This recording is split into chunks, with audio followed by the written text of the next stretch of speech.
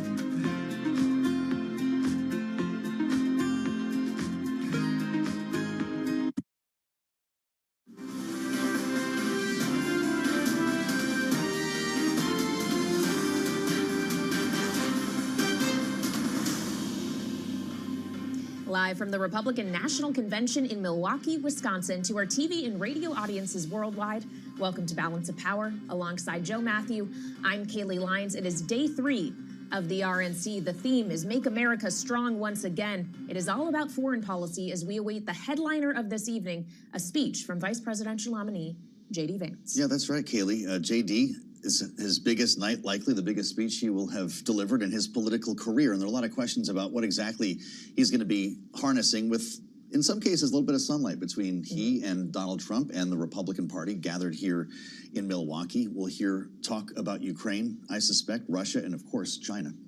Yeah, just to name a few, of course, this is going to be the first time for many people that they will get to know the ideas of J.D. Vance in a more material way when it comes to foreign policy. A lot is known about how he feels about domestic policy, given his memoir and his illustrations of his upbringing in poverty in Ohio and the deal with drug addiction and stuff. I wouldn't be surprised, too, to hear him talk about fentanyl specifically when he talks about China, which also gets us to the border. And just his personal story in general, which seems to resonate with the 50,000 delegates and other Republican Party members here in town. Our colleague Anne-Marie Hordern spent some time earlier with one of the bold faces at this convention, was once said to be on the short list for a running mate. That's the governor of Virginia, Glenn Youngkin, who talked to Anne-Marie about a number of issues today on Bloomberg TV and radio, including this theme of unity at the RNC. The Republican National Convention, as we move into day 3, has been a real statement. It's been a statement about coming together and excitement. And when President Trump came into the arena on Monday night, and it's the first time that everyone had really seen him since the assassination attempt, the place erupted, and it was emotional. And I think it does represent not only confidence in the America that he built last time, but the one he can build again. So would you go work for him? Because he says he'd love to have you on the team. Well, it's an incredibly humbling sentiment. Let's be serious. Right now, the job is to win. And Virginia's in play, which is amazing to say. Joe Biden won Virginia by 10 points last time. And then we came back and won by 2 the next year. And all the polls have Virginia locked up tight. So I'm going to go to work to one, be a great governor in Virginia, and then second of all, make sure that we do everything we can for Donald Trump to win. So is there a sense if you flip Virginia and it goes red, you would join this administration? If you were asked to serve your country under President Donald Trump, would you join? There's so many ifs there. Let's just start with the work at hand. And I'm a pretty basic businessman who's become a governor, which is set objectives and let's go meet them. And we set the objectives in Virginia to turn around Virginia's job growth and economy. And we've used all of the tools that we know work. We have had $5 billion of tax relief. We've streamlined regulations in a big way. We've built a great workforce and we've invested in our infrastructure. And, we were just ranked the top place for business, and that's because we really are the top place for business. So my job's really straightforward. Set objectives, let's go meet them. One of our objectives is to make sure that our congressional candidates win in Virginia, that we extend our majority in Washington, and to help Donald Trump win Virginia. You mentioned your business community. You were part of the business world, the head of Carlyle. What I was hearing is that a lot of individuals on Wall Street were calling the former president, asking him to pick someone like you. Instead, he went with J.D. Vance, someone that sometimes unnerves Wall Street. He's a protectionist individual. He's a populist. He's calling for tariffs. One of your biggest importers coming from China.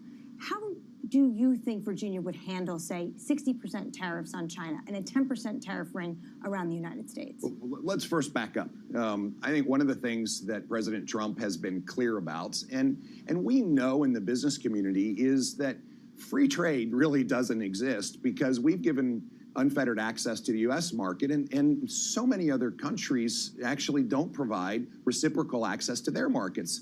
And let's be clear, U.S. companies do not have access on an unfettered basis to the Chinese market, and yet they expect to have unfettered access to the U.S. market. And so we've got to stand up strong for the United States. On top of that, China is not just a rival. They're trying to dominate the world, and they're trying to do it at the expense of the United States. They use economic imperialism to do it. They saber rattle, and on top of that, they use every ounce to infiltrate every bit of the U.S. Economy to understand how they can influence it. What that has translated to is a real recognition that we need to not only protect ourselves against China, but we need to fight back. And so the tariffs that President Trump imposed on China when he struck the first Chinese deal were critical in order to rebalance an unbalanced situation with China. And companies that are doing business in China, take Ford, for example. I mean, here's Ford, who has a big market share in China, and then they want to build an electric vehicle battery plant in the United States. And I can guarantee you that the Chinese government put immense pressure on them to use cattle technology in the United States. And now we're seeing that cattle technology is being banned by the U.S. military because they're worried about the influence from the Chinese Communist Party. I mean, this is the way China does business, and we've got to make sure that we're fighting back. Most economists, though, say tariffs are inflationary. So do you think that's the right solution to this problem you don't think is currently free trade on the marketplace? Yeah, I do have to begin with, I have lots of economist friends and worked with them for a long time, and Well, the Peterson economists says are right and wrong. $1,700 per every household. They ran all the numbers. Well, I know. People ran lots of numbers at the beginning of the year and said there was going to be 5 rate cuts this year in the United States. Come on, let's be real. At the end of the day, I believe that President Trump will use tariffs in order to make sure that trade is reciprocal and fair. Fair for the United States, fair for U.S. businesses, and fair for the U.S. worker. And that's really important. He also thinks the dollar is too strong. Do you think we have a currency problem? Well, I think the first issue we have with our currency reflects the lack of strength, the weakness that the Biden-Harris administration has projected economically around the world. And a weak America invites a strong China. And China has moved right in around the world economically, and all of a sudden you hear once again all of these threats that the dollar will not play the role that it has internationally going forward that it has historically. That's a real challenge to the U.S., and it's a real challenge to our economic future. So I think that part of the reason why the electorate in Virginia and around the country are excited about President Trump coming back into office is strength. Economic strength, national security strength, border strength. They're tired of a weak America. They want a strong America. But how do you think he actually fixes that dollar problem? Well, first of all, having an economy that actually works. But that might mean a stronger U.S. dollar. Like, a lot of people are looking at what these potential policies could be, especially protectionist trade policies, and they would say that looks like it's going to be a strong dollar. Well, Does the Fed need to get involved? Does the Treasury need to, maybe buy other foreign currencies? Well, let's go back to core basics. A strong U.S. economy that does not have runaway inflation, which is what the Biden-Harris administration unleashed on America. Unprecedented inflation. We haven't seen it for decades. That drives a dollar up because interest rates have to follow. And Jay Powell's done a really good job combating inflation. Let's be real. I mean, beginning of the year, there was huge pressure for 5 rate cuts. And of course, inflation was nowhere near contained, and he's done a really good job maintaining discipline. We've got to get inflation down and make sure that it is, and then rates will come down, and rates will drive the currency. And that's a strong, high-growth, low-inflation economy that is not allowing inflation to drive too strong a dollar. Well, you said earlier the market was expecting 5. Now the market expects 1 or 2. One of them likely before the U.S. election. Do you think Jay Powell, if he is to cut rates for this U.S. election, is being political? No, I don't. I think Jay is doing his job. And as we have seen the Biden economy really falter, Jay's going to react, and he's going to do what he needs to do. And so, no, Jay's not political at all. Jay's doing a great job. J.D. Vance is the VP pick. I want to give you a quote of what he put on his campaign website, black and white, before he ran for the Senate. We're going to raise taxes on companies that ship jobs overseas and use their money to fund anti-American radical movements. Does corporate America have a place in this Republican Party? Well, first of all, let me begin with JD's nomination. I think he's going to be a great running mate for the president, and I think he's going to do a great job as vice president. And let's be clear, it is Donald Trump's agenda. And Donald Trump is going to set the agenda on the future of our economy and how we are going to build a rip-roaring economy again, just like the one we had in his previous administration. And yes, the business community clearly is excited about this. Listen, the stock market ran away over the last few days as it's become more clear that Trump is leading and has a better than likely chance of being elected as president. I also think it reflects the catastrophe that Joe Biden has been over the last couple of weeks coming out of the debate for the Democratic Party. I mean, there's chaos on their side. And Wall Street and the markets and business seem to really support this because the market's running away. That's really exciting, I think, for the for the opportunity to build a strong economy, a strong America, and to put us back where we belong, which is leading as opposed to really defending weakness all the time. That was our colleague Anne-Marie Hordern's conversation with Virginia Governor Glenn Youngkin here in Milwaukee, Wisconsin earlier today, where we are broadcasting to you live from the Republican National Convention. I'm Kaylee Lyons alongside Joe Matthew on a day in which here in Milwaukee we are talking a lot about foreign policy, expecting China as an issue to come up. And China and chips are at play in the markets today as the NASDAQ is having a pretty bad day. It's down the better part of 3 full percentage points. So let's get a check on that now with Bloomberg's Abigail Doolittle. So Abigail, what's the why? It really is a bad day for the NASDAQ 100, and it has to do with exactly what you were talking about. Chips, White House policy, the former president, Donald Trump, his comments around Taiwan and chips. And I would also say it has to do with J.D. Vance's stance around technology and big tech and a possible breakup. But let's keep it simple and start off with chips. So we have the S&P 500 down 1.4%. There's a lot of weighting there to chips. The worst day since late April. You were mentioning the NASDAQ 100 being down closer to 3%. This is the worst day since December of 2022. That is the degree of selling power. If you recall, that was a horrible year for stocks. So investors that had been so positive on the NVIDIAs and the other chips in the world, not so much the stocks, the chip index itself, down 5%. At the lows, down closer to 7%, the worst day since October of 2022. So when we break it down to those individual stocks, of course, I was just talking about NVIDIA, which has skyrocketed over the last year or two on the promise of AI. But you have the Biden administration recently coming out saying that they are considering a greater crackdown on chips specifically from China. And so that geopolitical ripple has really put a damper on NVIDIA, AMD, ASML. Interestingly, the Dutch holding company, chip company, they put up a fantastic quarter, but that stock down 11% as, again, geopolitics get in the way. But I was talking about big tech in general being down and J.D. Vance making this nod toward the idea that big tech should maybe be broken up, a fan of lean econs. We have Apple and Meta down, or excuse me, Microsoft down for another day. But we also, this is really interesting, and it speaks to that antitrust part. Meta and Amazon, if ever you could think about technology companies that were going to be broken up, those are it, down 3.3% and 5.2% respectively. And of course, after the assassination attempt, Joe, last weekend, the Trump trade, so to speak, or maybe this would be the Vance trade, big tech trading lower, taking a big move, given the fact that there are lots of indications, including the predicted betting odds, that in fact the former president has a big lead over Joe Biden. Yeah, Bloomberg's Abigail Doolittle. Thank you, Abigail, for the update on the markets here. Kaylee, it's something that we were just talking about with Congressman Jimenez, these new curbs that are being reported by Bloomberg from the Biden administration on high-tech chips. We've seen this before. They would be even more strict. Questions about what that would mean in the Trump administration. Yeah. But I'm kind of curious. I mean, we're talking about the JD trade now. Does the vice president set the policy in a Trump 2.0?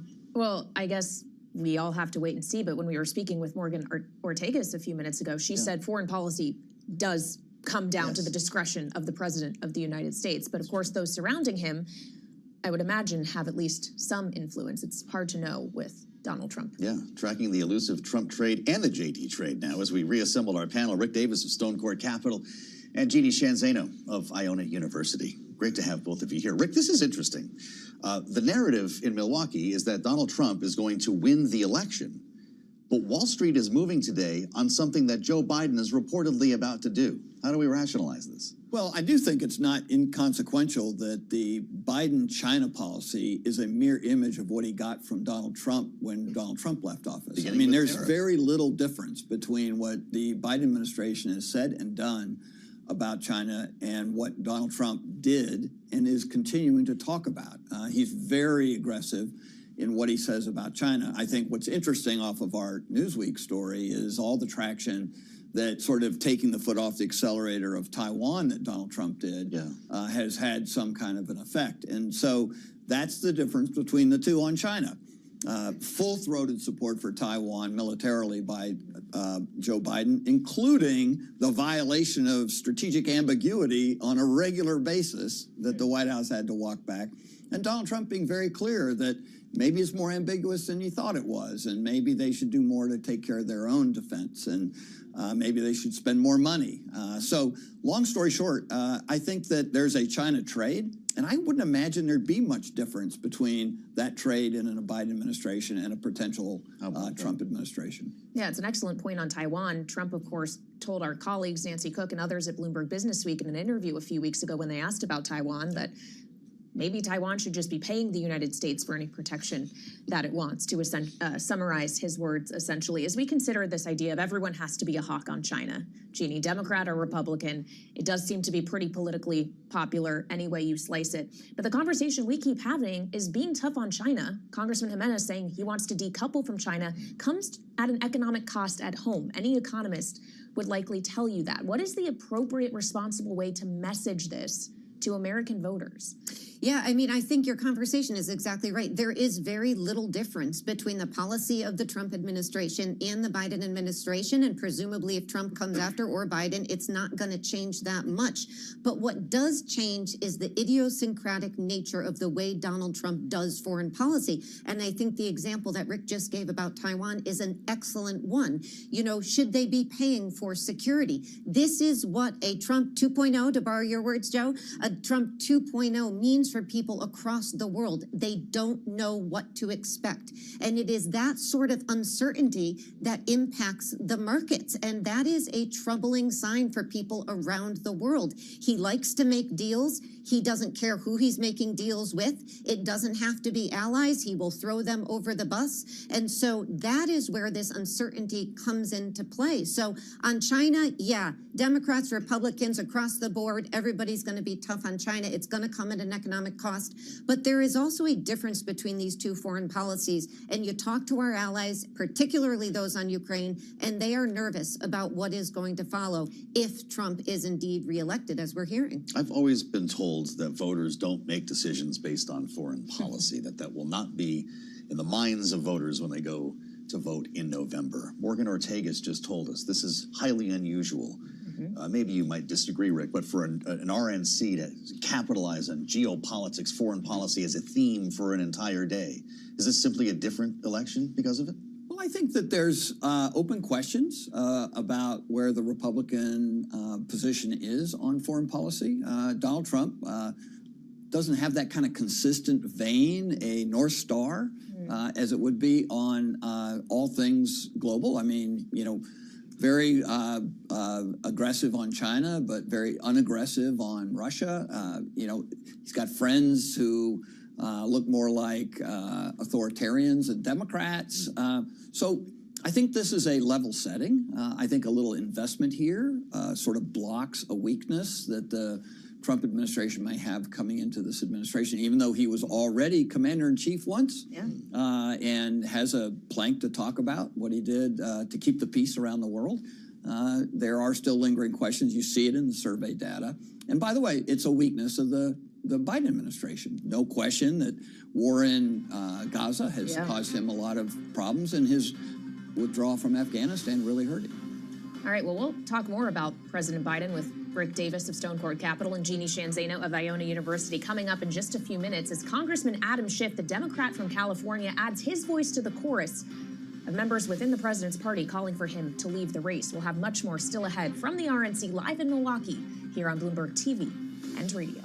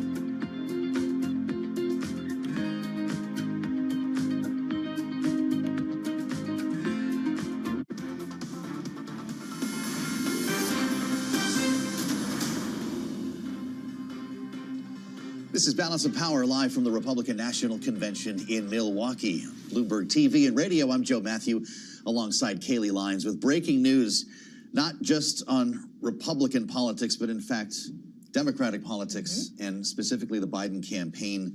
Kaylee, you know you're onto something when Donald Trump takes to truth. What was the post? From a political standpoint, Donald Trump writes, an unprecedented event is happening. The Dems are trying again to get Biden off the ballot. And that's, of course, because a prominent senator has just weighed in. Yeah, we have had a number of voices weigh in. Obviously, at this point, well over a dozen members of Congress, sitting members. Congressman Adam Schiff, the Democrat from California, who is running to be a senator from that state, now calling for Joe Biden to drop out of this race. In part, his statement says, a second Trump presidency will undermine the very foundation of our democracy, and I have serious concerns about whether the president can defeat Donald Trump in November. And as we've learned in recent weeks, Joe, he is not the only one. The question is, does Joe Biden have those concerns about his ability to defeat Donald Trump? Well, that's right. A lot of questions here that we pose to our panel. Rick Davis of Stone Court Capital is with us alongside Jeannie Shanzano of Iona University, Bloomberg Politics contributors. They are our signature panel. How nervous does this make you? It does. So Adam Schiff was reported to have said this to private donors before. It is something that he is concerned about, not just that we lose at the top of the ticket, that they can't hold the Senate and that they lose Congress. And coming from Adam Schiff, this is an important statement, and I am curious to see if others do follow. We also understand that the president had words with Jason Crow, a war hero in the House, who Glad you brought this up. who was saying that, you know, President Biden apparently people aren't getting the message of what positive things you've done on foreign policy, given the convention is about foreign policy tonight. And the president responded by saying, you need to do a better job getting out and speaking on my behalf. But it is Joe Biden who's got to speak on his own behalf. And that has not proven to be something he is capable, at this point at least, of doing and reaching voters and convincing Democrats that he should stay on the top. I mean, Rick just told us a while back, 7 out of 10 Democrats saying he should get out. So he can tell Jason Crow he needs to communicate better, but Joe Biden has to own the fact that he is misstepping on communication on his own behalf. Okay, so let's talk about some of that communication. As we know, yesterday he sat down for an interview with Ed Gordon of BET News. Excerpts of that have now been released. And in part, Rick, according to what he said to BET, he says that if some medical condition emerged and his doctors told him it was a serious medical condition, then he would consider dropping out of the race. He says his doctors have not told him that, to be clear, but is this the kind of thing you should be saying when you're trying to plead your case? Well, maybe being 81 is a medical condition unto itself. Look, that's a big departure from where he was just a day ago, where he was reiterating that only the Almighty could get him out of this race. Now, you know, where there are cracks, there's a break. And we know that Adam Schiff's comments only reflect a much broader debate going in through the Democratic Party that just hasn't broken out publicly, right? There's a universal concern about this ticket's ability to win. And the fact that Republicans are doing better all over the ticket. They have a reason to be concerned, and yet the time is running out. They have a convention coming up in 3 weeks, and they have a nominee that they want to try to dump, and there's only so much time to do that. They have to prosecute a campaign in the fall, and they are not ready for it. And this is the kind of thing that I think will just fester now, because even Joe Biden, President of the United States, has said there's a condition under which I will get out of the race. This call that you mentioned, Jeannie, with House Democrats, including Congressman Jason Crow, Donald Trump, and some reporters got their hands on the Zoom call, which is why we know about this. This was not public. Donald Trump said, you saw what happened recently in terms of the meeting we had with NATO. I put NATO together. Name me a foreign leader who thinks I'm not the most effective leader in the world on foreign policy. Tell me who the hell that is, he yelled. Isn't that kind of Trumpy? For a moment, you think you are reading Trump's words, and it is that kind of argument to a war hero like Jason Crow, that makes Democrats feel uneasy, or more than uneasy, about what is going on. The reality is, people in Congress know that their future and the future of the Democratic Party, and quite frankly, for many Democrats, the future of the country depends on keeping Donald Trump out of the White House. And they feel that they are at risk right now. And so they are desperate for the president to look at the data that they are seeing on the ground, particularly those folks in red districts or purple districts who feel they should be running ahead of the Republicans and they could be doing a better job, but the top of the ticket remains too weak. And the bar the president keeps moving is problematic. First it's God, then it's the data, now it's his health. He should look at what the people are saying, give us a better choice. You've done a fabulous job, step out and we will thank you. But give us somebody who can move this ticket forward and keep Donald Trump out of the White House. Well, if you listen to what 15,000 voters are saying across the 7 swing states that were surveyed in interviews by Blue Labs that just released a polling memo, they said effectively that basically all other Democrats would do better than Joe Biden. Alternative Democratic candidates ran ahead of Biden across those 7 swing states by an average of 3 points. Nearly every tested Democrat performed better than the president, including Vice President Kamala Harris. But Harris runs behind the average alternative. So it's one thing to have the question about the fate of Joe Biden. It's another about who would step in his place. Is Vice President Harris going to be just as big of a problem for Democrats potentially? Look, I think that once you crack it open, once you start having this discussion that says, somebody other than Joe Biden, then I think all the cards go on the table. I think you start looking for who's the best candidate to run against Donald Trump. And I think you've now pointed out what I think a lot of Democratic strategists I know would prefer. Find me a governor from a targeted state in the Northeast, like Michigan, like Pennsylvania, where we have a chance of locking down a couple of the key blue wall states in order to prosecute a campaign. I mean, there are going to be lots of reasons in addition to the polling data that Democratic strategists are going to think through how to manufacture a ticket if it starts with no more Joe Biden. I don't think there's a right to the nomination by a sitting vice president if the president in the top of the ticket withdraws. That's important because a lot of people think that she does deserve that. But we're also talking about this idea of a mini primary, maybe a series of town halls or debates. I think Rick has been implying that a deal needs to be made here, Jeannie. What would Democrats think if there was an announcement of a new ticket? It would not fly. I mean, they are going to have to hold. We saw like James Carville, others have been talking about how they could do this. There is no easy way to do this. But if Joe Biden decides to step down, I don't think somebody can be anointed from a back room. That is not the Democratic way of doing things. They are going to have to find very, very quickly at this point a series of town halls or some methodology of allowing people on the ground to hear from these folks, whether it's Shapiro, whether it's Whitmer, there's a lot of people, Gavin Newsom and many others, hear from them and have a voice in the decision. Anointments, we go right back to 68. They don't work quite so well, and nor should they. Well, I thought it was very interesting last night. In her speech, Nikki Haley specifically talked about Kamala Harris when she was talking about how during the course of her primary campaign, she said a vote for President Biden is a vote for a President Harris. And she hit that repeatedly. I wonder if we'll hear more of the same. Keeping our options open. The next 2 days here at the RNC. Rick Davis of Stone Court Capital and Jeannie Shanzano of Iona University, our political panel, will be sticking with us. We'll be back with you in just a few minutes. But let's get some more insight into what exactly we could expect to hear in tonight's speeches. Bloomberg's Tyler Kendall is here with a preview. And of course, the headliner tonight is J.D. Vance, Tyler, and the theme is foreign policy.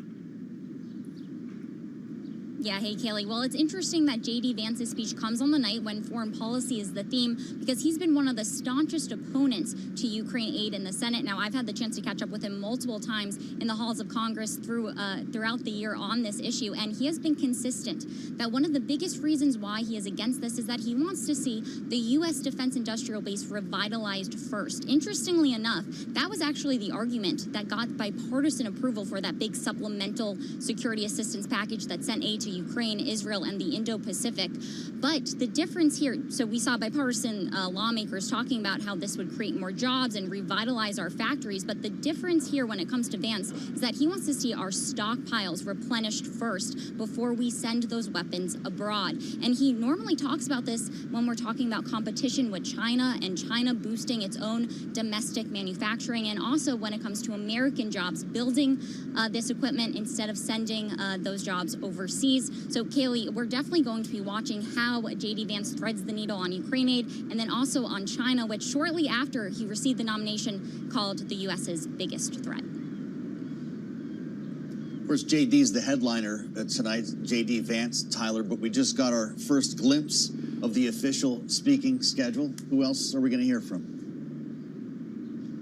Yep, well, we're going to hear from former President Trump's son, Donald Trump Jr., as well as some other members of Congress. That includes Congressman Michael Waltz, a Republican from Florida who's a veteran and also serves on House Foreign Affairs. That kind of goes with the policy and the theme of foreign policy tonight. Also, Doug Burgum is going to take the stage. He, of course, was one of those names floated around as a potential vice presidential pick for former President Trump, and now there's talk about whether or not he could end up with a cabinet position, and also his ties to some big donors that might help the Trump campaign moving forward. Really interesting. Doug Burgum, not with the rest of the runners-up we saw last night. Tyler Kendall, thank you, reporting from Milwaukee for Bloomberg as part of our coverage here at the Republican National Convention. As we now reassemble our panel, Rick Davis at Stone Court Capital and Jeannie Shanzano, Iona University, are with us here in Milwaukee with a lot more to talk about ahead of tonight. We mentioned some of these names already. What does that mean when you see a Burgum like that, not lumped in with all the other losers last night? Does that mean Donald Trump has bigger plans for him? I say loser with, you think Secretary Burgum? I mean, Governor Burgum. Literal sense, yeah. Yeah, no, I think that it's definitely a status symbol, right? There's a hierarchy to where you have, what day you have a speech and what time of slot you have. So he's getting an A slot on a B night. Okay. And so I think it's definitely shows how much cooperation he's given to the campaign, how much they think of him as a surrogate. And I think you'll see him a lot, in the fall campaign promoting the ticket. So yeah, I think it's a definite endorsement of Governor Burgum's rise in the Republican Party. Well, so the question becomes, does Governor Burgum have a role in a second Trump administration? Because it's not just about Senator J.D. Vance and the vice presidential nominee. It's also about what the rest of the cabinet is going to look like. Is the speaker itinerary a peek into what Donald Trump's cabinet 2.0 could look like, Jeannie? It absolutely may be, and that is a fun bingo game to play. Who's going to be in this cabinet? And I think Doug Burgum, I remember when he announced his run, so many people outside of his home state said, who? And now, of course, he is almost a household name. So he is somebody who could very well be tapped for the cabinet. He has an awful lot to bring to the cabinet. He, of course, represents a more, I would say, established traditional view of the Republican Party. So he would be a really interesting pick. But there are so many others out there, and we're hearing from some. But the thing I like about Doug Burgum today is he may break up some of what will be the sort of more red meat. We will hear from people like a Matt Gaetz or, some of the other folks who we know are going to be speaking. Donald Trump Jr., who is obviously not only son, but one of the president's closest advisors, and with Tucker Carlson likely had a big hand in the decision to appoint J.D. Vance. So it's going to be, I think, one of the most interesting fun nights, if I can say that, at the convention. Well, how lucky are all of we to be here in Milwaukee to bear witness. Rick Davis of Stone Court Capital and Jeannie Shanzano of Iona University, our Bloomberg Politics contributors. Thank you both so much. Now, we want to keep checking on the markets as the NASDAQ is on track for its worst day since December of 2022. Investors concerned about comments from both President Biden and former President Donald Trump when it comes to China. Bloomberg's Abigail Doolittle is joining us now with a look. Abigail, it's ugly out there if you're a tech stock. It is certainly ugly, and it's not every day that you can say that tech is influenced by the White House and those that want to be in the White House, or in other words, the intersection between business and politics, because we do have that NASDAQ 100 down and down hard, as you mentioned, almost down 3%. The worst day since December 15th of 2022, as you mentioned. That was a very bad year for stocks, so that's the degree of the selling buying power that we're seeing here. And it has everything to do with the Biden administration floating the idea that they may crack down on chips even more than they already have. And specifically, they're talking about introducing the Foreign Direct Product Rule, or the FDBR. It's considered draconian because basically foreign-made products that use even the tiniest amount of technology, amount of American technology, could be imposed under those sorts of tariffs. So ASML is one company that's being targeted directly. That stock down 11.6%. But when anybody thinks chips at this point, it's NVIDIA, AI, that parabolic uptrend not so long ago. It had been the world's most valuable company. Now it's down on its 50-day moving average. That's one level of support. And Kayleigh and Joe, it looks like it could go down more, which suggests folks think that geopolitical pressures could weigh even more. But you were mentioning President Trump, former President Trump. He, of course, in a Business Week interview was not so kind toward Taiwan's chip business. And so there's another weight there. And J.D. Vance making comments around technology, very open about the idea that he could be open to some sort of a crackdown. Amazon and Meta could certainly be under that sort of scrutiny given those sprawling businesses, and they, of course, are down more than Apple and Microsoft. I will also want to bring in the one macro picture, the dollar versus the yen. That is a haven move. The yen is up more than 1%. It is now hitting an important level of resistance. It looks like it may keep going higher. This tells us that investors are seeking some safety. This, in turn, pressures stocks because the quote-unquote carry trade comes off. But largely, Joe and Kayleigh, this has everything to do with the Biden administration potentially getting tougher on chip makers and China chips, I should say more specifically. Bloomberg's, yeah, we got you, Abigail. It's really something. We've been talking about them throughout the day here with a lot of folks in Milwaukee with their eyes on foreign policy. Abigail Doolittle, we thank you. Let's have the voice now of Bloomberg's Adriana Lowenkron, who has been covering this convention for us in Milwaukee, coming off a remarkable weekend. Adriana was a witness to the attempted assassination of Donald Trump at that rally in Pennsylvania. It's great to see you at the table. Thanks for joining us. You've had quite a week. You've seen a lot of wild things, and I wonder how you're connecting the dots in your own mind between what you saw firsthand on Saturday to what's unfolding right now in Milwaukee. We've heard a lot about unity. Are you seeing it? Are you feeling it? I definitely am. I mean, this was a historic event, and, you know, I'm glad I'm safe. You know, the former president is safe. Yep. And, you know, the fact that we are still here carrying on business in a sense as usual, it's still something that I'm trying to wrap my head around. But of course, notable because the goal here for the Republican Party is to be united as Republicans are trying to take back the White House. And so we know from our reporting that the former president, who's set to speak tomorrow, has revamped his speech to do just that. We know that both his former rivals on the trail, Ron DeSantis, Nikki Haley, they came out kind of throwing their support and trying to do just that, which is unite the party. Well, as we consider the idea that it is business as usual, I guess that's just means, you know, the convention is still ongoing, because I'm imagining Milwaukee is not usually like this with the security barriers that are up and the checkpoints. I mean, it is pretty intense here. Sure, it's for good reason, but talk to us a little bit about that, going in and out of this convention, just how tight that security is, especially in the aftermath of this past weekend. Yeah, I mean, it's definitely a process to get from A to B. If you look at the map, I think, I only have 10 minutes to get there. It should be fine. And then you find out you go over a bridge, over another bridge, just to go back to where you are. But there definitely has been increased security presence. You're going through metal detectors, which I will note, there were metal detectors and security at the rally and previous rallies as well. I've been doing this for so long, it was definitely unexpected. But yes, you can feel that heightened sense of security here, but you also feel the excitement from people who are here. I don't know if you've had a chance to spend much time inside the hall, but with Saturday in mind, we're seeing delegates on the floor showing up with bandages on their ears. This has become one of the, I guess, novelties, points of tribute in this convention hall. In some cases, just a piece of white paper stuck to the ear. How does that hit you when you see it?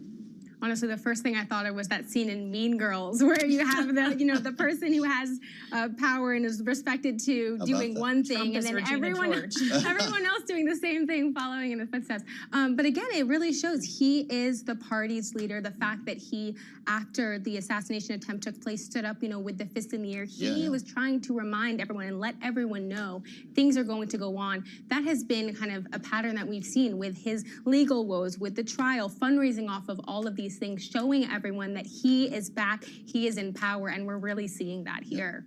Well, as we talk about him being in power, obviously he had a great hand in the platform that was adopted at this convention, including the lack of a federal abortion ban call for the first time in decades, for example. There was a lot of talk coming into this convention, though, to what extent Donald Trump would be communicating with the Heritage Foundation when it comes to Project 2025. This has been an attack line from the Democrats. They are running with this. Donald Trump has tried to distance himself from it. I believe you've been at a Heritage Foundation event or two while here in Milwaukee. What is your sense of what that relationship actually is when it comes to these policy ideas? Right. So, as you said, we know that a lot of the people who put this together were former allies of the president. So for him to come out and kind of distance himself, we have our reporting to say just the opposite. And so the reason I went to this Heritage event was to really get a sense, talk to some of the people there and see how they were addressing Project 2025. Obviously we have how Democrats have been labeling it, we have what Trump has said, but this gave me the opportunity to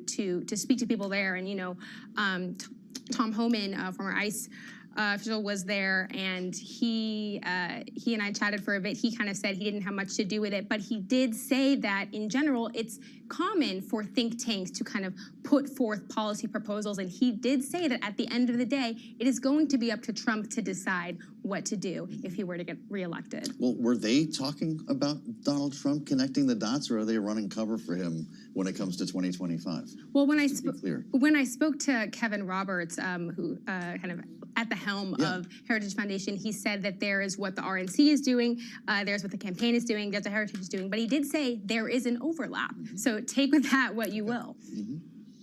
All right. And I guess we will. We shall. And we'll see how this is messaged at the Democratic Convention in Chicago. Oh, you'll be as hearing well. a lot more about it. I am sure that we will. And Hadriana, of course, will be there with us too. Bloomberg's Hadriana Lowenkron, great reporting. And we also are glad you are safe. Thank you so much for joining us from here in Milwaukee.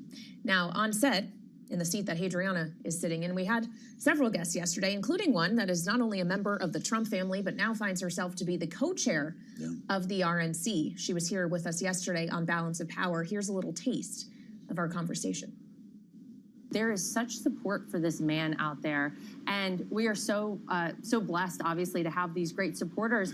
But we're bringing in new supporters, and I think that is what ultimately matters. And so we're going to continue on that trajectory. We're going to continue fundraising, and we're going to put all that money to good use. Election season is right around the corner. I think we're 60-some days away from early voting starting. Well, so as we consider the use of the money, knowing you were just talking about all these people who are using their dollars to express their support for Donald Trump for president, there's only so much he can do as president without the buy-in of Congress. So the composition of the House and Senate is also going to matter for actually getting his agenda across. To what extent do you plan to allocate those resources into some of those more difficult races to either flip the Senate or retain the House? Well, it's huge. It's everything. It's obviously we want to win the White House, but to your point, you can't do that much other than executive order if you don't have a House and a Senate. And we certainly want to expand the lead in the House and take back the Senate. And obviously, we have our partners at the NRCC and the NRSC who are primarily responsible for those races. But look, anywhere we as the RNC think we can be a value add and give a boost that is needed, we certainly will turn our attention. You look at a lot of very important congressional races in states like New York and California. You have some, Montana's a big state as well. And so wherever we see that we are needed, we will be there as the RNC. Our conversation with Laura Trump, who spoke at the Republican National Convention last night. As we turn now to the congressman from Arkansas, Republican French Hill is with us in Milwaukee. It's a who's who here in Wisconsin, and now the convention is real for us, sir. It's great to see you. We have spent, of course, so much time talking in Washington about policy, frequently financial regulations, crypto, but I think of you first and foremost as an establishment Republican, an old line GOP guy. And we're hearing a lot of different ideas at this convention that might reevaluate what that actually means to be a Republican when we're talking about tariffs. In the case of J.D. Vance, a higher minimum wage. Is this still the Republican Party that you recognize?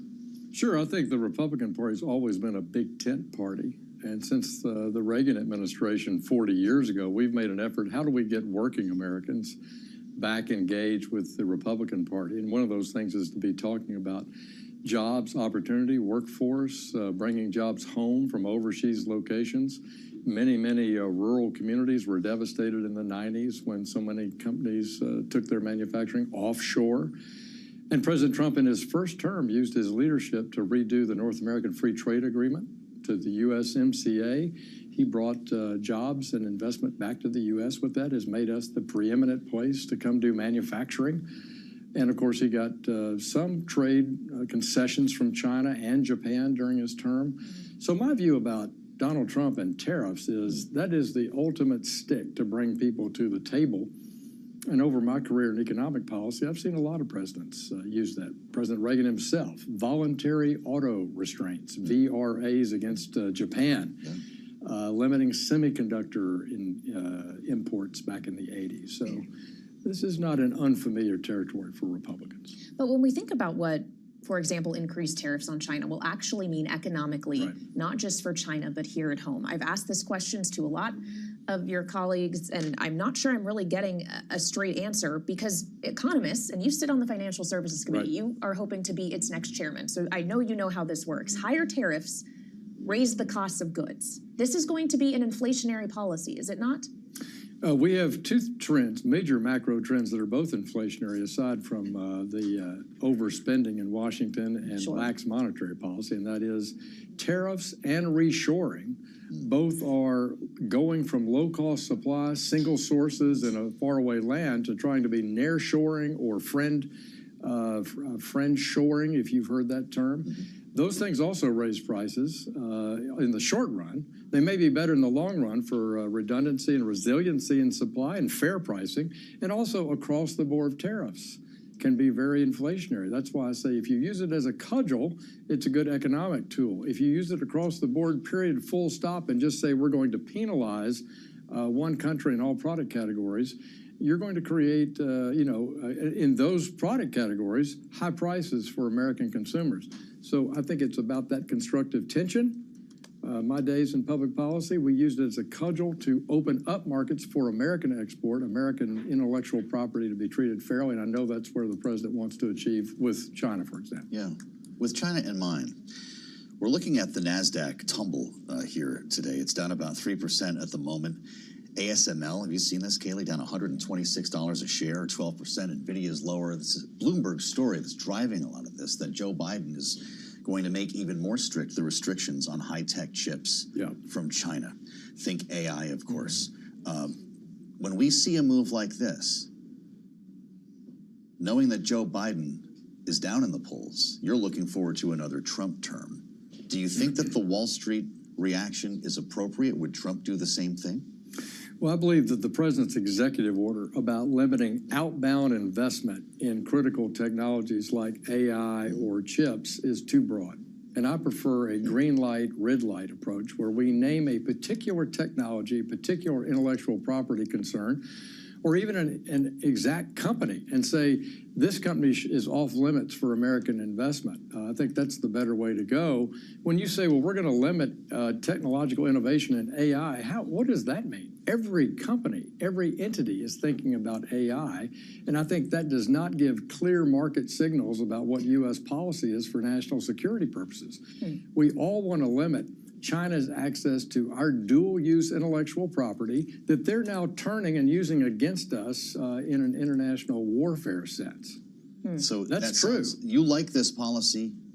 I don't You just want a more direct approach. I think the kind of approach that President Trump used where we had lists at the Commerce Department, lists at the OFAC list, at the Treasury, a DOD strategic company list, that's a better way to go because it's a green light, red light situation and not a broad ban on global investing by U.S. investors in AI. I think it's too vague. I think we need to keep working on this. I'd like to talk about another form of technology, crypto technology, which of course you are passionate about. You chair the Digital Assets Subcommittee in the House. Both Donald Trump and J.D. Vance are pretty crypto positive, it seems. Donald Trump increasingly so, but we both know there's only so much power the president has to assist with regulation. Congress has to write a lot of those rules. What could Trump and Vance do on their own if they don't have both chambers of Congress? Knowing how difficult it has been to get legislation through the House, it has happened, obviously, during this Congress, but the Senate is a whole other ballgame. Well, I think being pro-innovation for digital assets is a good position for President Trump. He's been very outspoken on it. He's against a central bank digital currency where the Fed at retail offers a digital currency. That's a bad idea. But being pro-innovation is good. So how could he do that? Well, he can appoint people at the CFTC and the SEC that are actually for economic growth and for limited regulation and for focusing how to build a digital future instead of relying on old laws. We wrote the FIT 21 Act, which specifically does that. We give authorities, direct authority to the SEC and the CFTC to regulate digital assets. Some of that could have been done by exemptive relief or by regulatory proposal by the SEC, and Chairman Gensler chose not to do it. So we're giving him the direction that he needs to do a good job, and I would hope President Trump, if we don't get that bill passed in this Congress, I would hope it'll be the first bill that we could get on his desk from the House Financial Services Committee in 2025. To Kaylee's point, Donald Trump says he wants to be the first crypto president. But then you read this business. He does have an NFT, you know. Well, that's true. No, he's making money on crypto. Bitcoin went nuts at the beginning of this week. And of course, around the whole conversation of Joe Biden's acuity, it's been crypto positive for prices. He also said in an interview with Bloomberg Businessweek that he'd keep Jay Powell on to serve out the rest of his term. Is that surprising to you, and do you agree with him? Well, I think Chairman Powell, I don't agree with every decision that Chairman Powell has made as Fed chairman, particularly by letting inflation run, which he did in 2020, and with his policy change, and then saying it was going to be transitory, when many of us on Capitol absolutely were on the record saying it absolutely is not. And Larry Summers, Democrat, agreed with that point of view. But Jay Powell is a capable leader at the Fed, and I think it makes complete sense in a presidential transition to let that Fed chairman serve out his term and then make a determination. Then the president can reappoint Mr. Powell or pick someone else. Should the Fed chair and the rest of the FOMC, for that matter, feel comfortable cutting rates before the election if the data warrants it? I think only if the data warrants it. I've been very, as you know on this show, I've been not seeing that data warranting a cut here in the near term, but we're looking at it every month. And they need to have the independence to do the job they think is appropriate in the Fed. I value Fed independence. We've had it both ways in American history, and I prefer an independent Fed. We heard in Jay Powell's hearings on Capitol Hill last week, a few Democrats suggest that a cut or even a hike in September will be billed as political because of its proximity to the election. Well, do you buy into that? Look, I think everyone on the Open Market Committee knows that anything they say or move they make one way or the other between now and the first Tuesday in November is going to be deemed political by one side or the other. They're very Should that keep them from doing it? No, I think they've got to stick to their knitting. But this is why I prefer rules like the Taylor rule. I prefer an analytic approach instead of a Kentucky windage approach, or as my friend Jim Grant says, a PhD standard for setting rates as opposed to the gold standard or a mathematical approach. But look, they're going to be under criticism regardless, and I think they need to do what's right because inflation is costing our families thousands of dollars more, and it's a key reason why I suspect that President Trump will be reelected because of Joe Biden's mishandling of the economy at a key moment, which is how it costs for households and property and casualty insurance and rent and gas and groceries, all the things you cover every day. All right, well, Congressman, we always appreciate you joining us here at Bloomberg. Great to be with you. Congressman French Hill of Arkansas, of course, of the Financial Services Committee, and hoping to be its next chairman. You said it. We'll have a lot more, of course, with Congressman Hill when we get back to Washington, D.C. In the meantime, join us for a later edition of Balance of Power, 5 p.m. Eastern Time. We'll be joined by Wisconsin Senator Ron Johnson here on Bloomberg TV and radio.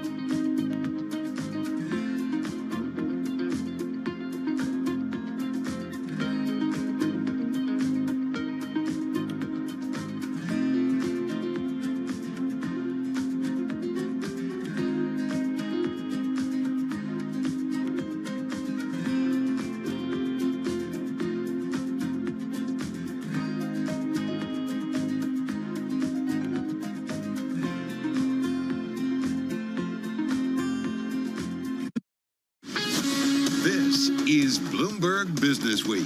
Insight from the reporters and editors who bring you America's most trusted business magazine, plus global business, finance, and tech news as it happens. Bloomberg Business Week with Carol Messer and Tim Stenevec on Bloomberg Radio. And a very good afternoon, everybody, live on Bloomberg Television and Radio, on YouTube, on Bloomberg Originals. This is Bloomberg Business Week on this. It's kind of a Fed Wednesday, July 17th, because we've got the beige book. It will cross the Bloomberg terminal in any moment. As soon as we do, we'll bring you the headlines. You know why we care? It's anecdotes from the regional Fed banks giving us an idea of what's going on in terms of businesses and consumers. Just gives us another check on the U.S. economy, Tim. All right, well, how about a check of the markets? Because the check of the trade, the NASDAQ 100 on track for its worst day since December of 2022. Chips in particular, we're going to have more on that because that's on our agenda today. Semiconductors caught in the geopolitical crosshairs again. The stock's taking a hit as the U.S. considers tougher U.S. restrictions on global chip sales to China. Yeah, stocks up almost 6% as we speak. All right, we'll get into that. Plus, from fighting inflation via an energy policy to the cost of interest payments on U.S. debt, we get into the nitty-gritty of Trump economics. That's because our team sat down with former President Donald Trump to get an idea of his economic plans, his ideas, but what does it all really mean? It's the cover story of Bloomberg Business Week. We'll tackle that in just a moment. And a top-performing growth fund manager joins us with his favorites. We're going to chat with him in just a few minutes. And one more thing, the great COVID grocery bill surge. Speaking of economic metrics, we're going to explain it. It's a great read from one of our daily newsletters. We'll get into it in just a moment. Tim mentioned the markets, the sell-off, especially in the tech space and the semis. Let's get to it with Charlie Pellet. Hi, thank you very much. And here's what's going on. Decidedly mixed market right now with the Dow Jones Industrial Average up 0.5%. We are seeing a sell-off in the S&P 500 index. The broader market decidedly lower. S&P right now down by 1.4%. Nasdaq Composite Index down 2.7%, while the Russell 2000 Index selling off today, giving back recent gains, lower now by just about 1%. 10-year yield at 4.15% with a 2-year at 4.43%.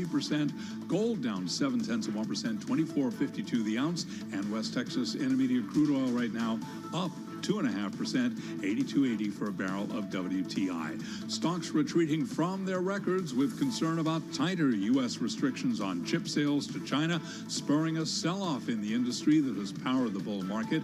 Case in point, we've got NVIDIA lower now by 6.6%, Advanced Micro Devices down 8.9%, and Broadcom lower now by 7.3%. Boeing's largest union holding a rally and strike sanction vote today, ratcheting up pressure on company negotiators as contract talks enter a crucial phase ahead of a potential walkout in September. Shares of Boeing, they are trading lower now by 0.5%. We're monitoring the vote, and we will pass along any details as they become available. So again, recapping here, we have got stocks trading mixed right now with the S&P 500 index down 1.4%. I'm Charlie Pelleton. That is a Bloomberg Business Flash. All right, Charlie, thank you. You are up to date on the markets. Let's get to some of the headlines on the Fed beige book, just crossing the Bloomberg terminal. And it's also talking about, of course, current economic conditions, or as current as they can be. Economic growth slight to modest in a majority of the Fed districts. And on inflation, certainly key in terms of the Fed's dual mandate. Prices rising modestly, and Tim's wages growing modest to moderately. Yeah, household spending was little changed this period, according to most district banks. Auto sales varied across districts this cycle, but some districts noted that sales were lower due in part to a cyber attack on dealerships and high interest rates.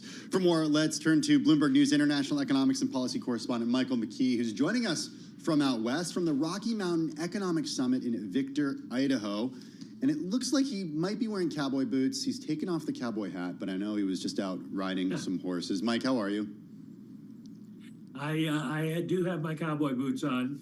No hat at the moment, although it's right here because I won't go out without it. Okay, well, thanks for taking a break from that to come in and talk a little bit about the beige book. What sticks out to you? Well, it basically confirms what we have experienced in the data recently. Now, a lot of people criticize the Fed because they say they're reacting to old data, but Fed officials are always talking to CEOs and consumers in their districts, and this is what they're hearing, basically. It's sort of the same thing, that economic activity is continuing, consumer spending is continuing, but it has all slowed down. when you look closer into the employment areas, they've gotten flatter, but they're still talking about how hard it is to find skilled workers. And it's interesting because I've talked to a number of manufacturing CEOs here at this summit who say that is their chief problem, that they still have orders to fill, but they can't find the right people to do the work. And then prices, it's confirmation that inflation continues to slow, albeit at a slow pace, but it is continuing to go down. So all in all, it's kind of what we expected, and it is a signal that maybe the Fed is seeing things develop as they anticipated. Mike, what's great about you is you pull in, obviously, the traditional table of economic metrics all the time. You look at what Fed speakers are saying, of course, what Jay Powell says in those FOMC meetings, but you also go to things like the event you're at, the Rocky Mountain Economic Summit, and just pull it together to get even a clearer, more definitive picture on the economy. What are you picking up there on the ground? How does it mesh with the Beige Book and the recent flow of commentary as well as economic metrics? And then, of course, Jay Powell just this week sitting down with David Rubenstein. Well, everybody here is still optimistic about the economy. You don't hear any talk of recession, and none of the people I've talked to suggested at all that they're considering layoffs. They do find it harder to get employees, particularly the skilled ones that they're looking for, but they're also not saying that they're raising salaries significantly anymore. So things have sort of evened out. Orders are a little slower, but they're still coming in. So the economy is doing pretty well. The people here who are involved in real estate are obviously talking to me all the time about what's the Fed going to do? What's the Fed going to do? Because it's been hurt. The high mortgage rates have been hurting their businesses, but they say they still are finding ways around it. They're still going ahead with projects, just not as many. So all in all, there's a general feeling of at least subdued optimism here. When you talk about Jay Powell, a lot of people read him dovishly, and they priced in basically a September cut. Then we heard from Chris Waller, who's sort of seen as the intellectual conscience of the Fed, saying close to the same thing, but a little more uncertain about what numbers we're going to get. So I think we can pretty much rule out, given both of their stances, the idea of a July move, but September definitely on the table. Hey, Mike, speaking of Jerome Powell, the cover of Bloomberg Business Week, the new issue, Donald Trump, the interview posted last night after the markets closed. We did hear, thanks to our Bloomberg Business Week team, that the former president, if he did win in November, he'd allow Jerome Powell to serve out his term as chair of the Federal Reserve. It runs through May of 2026. Is that on the radar of the folks you're out there with in Idaho? Are they talking about it? And what are your thoughts on that? They're not talking about that because I think everybody expects Powell to stay. We went through this in the first Trump term, where he talked about firing Powell, and the news stories pretty much came out and said he can't do that. It would be a huge fight and a big problem. So I think everybody's sort of forgotten about that, and they're not worried about it. The interesting question would be Powell's term on the Federal Reserve Board itself runs to 2028. So theoretically, he could not be reappointed chairman by Trump, but he could stick around and Trump wouldn't be able to fill his seat. So I don't think Powell will do that, but it would be funny. I think that Powell is going to try to ignore the noise as much as possible so that he can focus on what needs to be done for the economy. He can't get away from it because everybody's going to be asking him about it. But the way he parried the questions with David Rubenstein on Monday, he sounds like a politician. I don't have anything for you on that. Very careful. All right, Mike. Well, hold on to your hat and your cowboy boots because you got Jackson Hole coming up the next month, and I know that's going to be obviously a very big focal point for Mike and for everybody who watches, of course, Fed policy and the economy. All right, that, of course, is our Bloomberg News international economics and policy correspondent, Michael McKee, with the latest on the U.S. economy. Now let's get to a top story that is definitely concerning to the tech industry and definitely to investors is playing out in the markets today. And that's the Biden administration facing pushback to its chip crackdown on China, has told allies that it's considering using the most severe trade restrictions available if companies such as Tokyo Electron and ASML continue giving the country access to advance semiconductor technology. All right, so let's get to our roundtable, tackling both the political and industry sides of the story. With us is Bloomberg News U.S. semiconductor and networking reporter Ian King in our San Francisco bureau.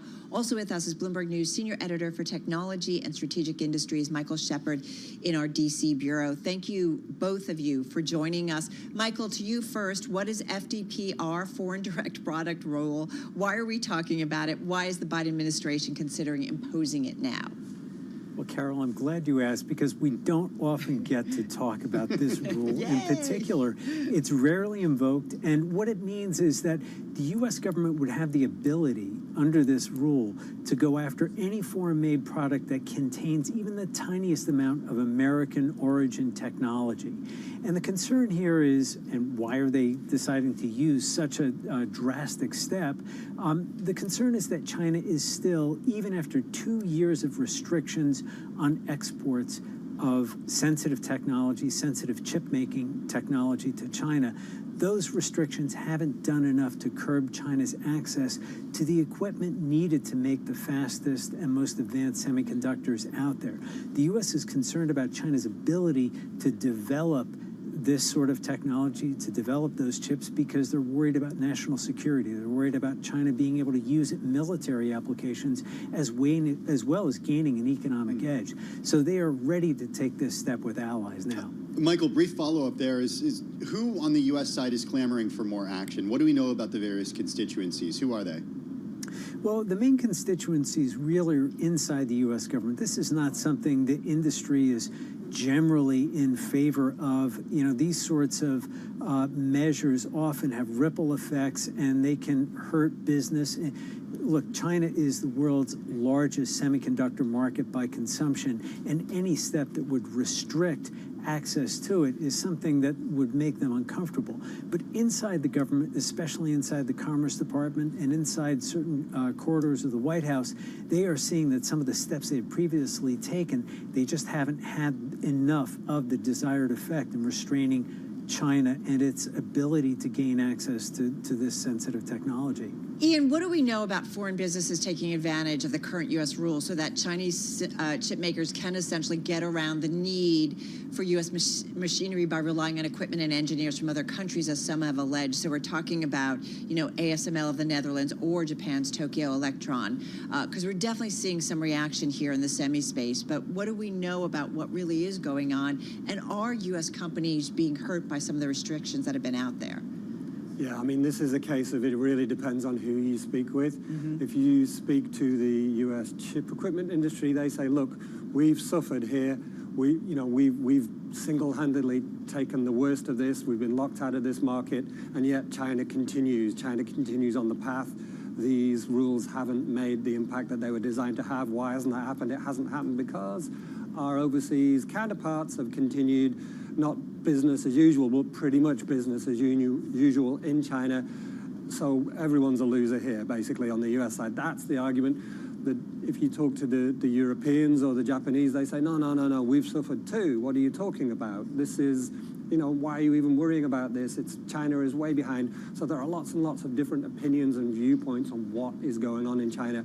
And the irony is of having locked out the American companies from these Chinese plants, the U.S. has lost its best ability to actually know what is going on inside those plants. Good point. Ian, connected to what's happening with semiconductors today and the sell-off that we're seeing, it certainly makes sense for a company such as ASML, but at the same time, we see almost every stock in the SOX lower today, and the SOX itself down 5.7%. Why?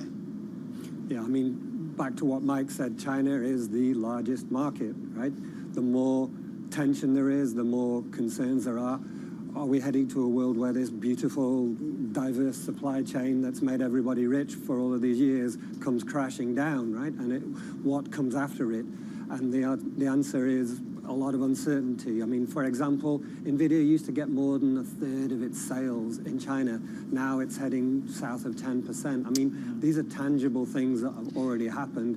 And what investors are worried about is, are we going to see more of this? So, Michael, let me bring you back in. How likely is it something to be done, actually executed or carried out, if you will, by the Biden administration? And if allies push back, then what? What leverage does the U.S. have, and how far are they likely to go to get what they want or what the country wants? or the administration wants.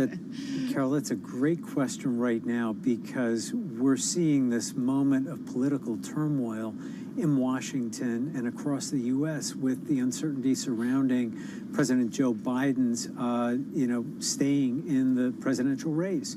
And the fact that there are only a few months left in this first term. So it is not a great moment of leverage for the administration to try to pull off something like this. U.S. allies, not only with respect to this immediate question, but more broadly, even on issues like Ukraine, are wondering about the staying power of this particular administration and looking ahead to the prospect of a Trump administration. So there is a lot of uncertainty, and that does not give this current government here in Washington a lot of strength, much of an upper hand in being able to twist allies' arms into accepting measures that they otherwise don't want. Hey, Ian, we always ask you to differentiate for us between the many different links in the supply chain when it comes to the various chip companies that we talk about. ASML, a crucial company in the supply chain, but Tokyo Electron, talk a little bit about where that one fits in the supply chain. Yeah, Tokyo Electron is analogous to Applied Materials here in the U.S. Okay. They make a lot of the equipment that is fundamental to processing wafers, building up those layers of material that then create the semiconductors themselves. And remind everyone about ASML's role as well. ASML is way more specialized. They do something called lithography, which is the business of burning these absolutely tiny lines that create the circuits in these layers of materials. Unbelievable pieces of technology, very specialized, and this company owns the market in that. Without those machines, you cannot make the most advanced chips. Gentlemen, while we have you, one last thing to throw into it, and something we're going to dig into with our Brad Stone in the next hour, but Donald Trump sitting down with the Business Week team, the Bloomberg News team, to be fair, including Brad. The cover story of Business Week, Donald Trump, former President Donald Trump, was asked about Taiwan and whether or not in a second Trump term, whether or not he and his administration would come to the aid of Taiwan if things escalate with China. So, Michael, I do wonder, TSMC, first of all, let me actually ask you, Ian, we've talked a million times about TSMC, how important they are to the global semiconductor supply chain.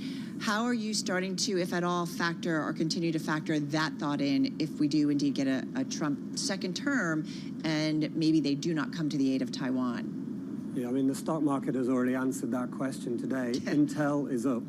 Global Foundries is up. Why are they up? They're up because investors are saying, hey, if there's a real problem here, if TSMC suddenly can't be what it is, which is incredibly important, maybe Intel benefits on the back end. Maybe Global Foundries here in the US benefits on the back end. Maybe they get some of the, this world of silos, of national champions and of us not cooperating anymore.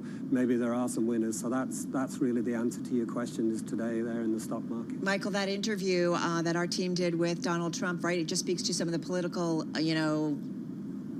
instability, if you will, or we're not quite sure how things are going to play out come November. It just adds another layer to it. It definitely does, Carol, and certainly on the Taiwan question, which is one that has been studied very closely, together with Ukraine. How will an incoming Trump administration, if he wins election, handle both of those geopolitical issues? And his signaling is that he might take a different course. Now, that doesn't mean he will. It's early. No votes have been cast yet in this election. Right. So there is a lot still to happen and so much still that can take shape in terms of policy. If anything, the last couple of weeks has shown us that, just when we think we figured out what's going on, things will surprise you. Gentlemen, you both rock. So appreciate it. Ian King, of course, Bloomberg News, U.S. semiconductor and networking reporter. Michael Shepard, senior editor for technology and strategic industries. This is Bloomberg.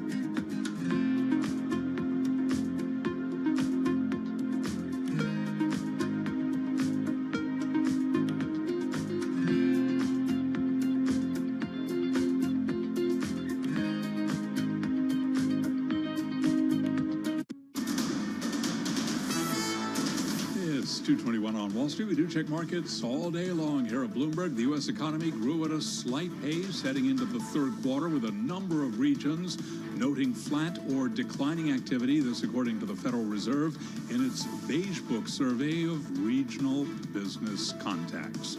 Stocks are trading mixed. We have got the S&P retreating from a record. The Dow, though, moving higher, on track to close above 41,000, up 224 points right now, up by about 0.5%. But the S&P down 1.2%. Hard hit NASDAQ down 2.5%.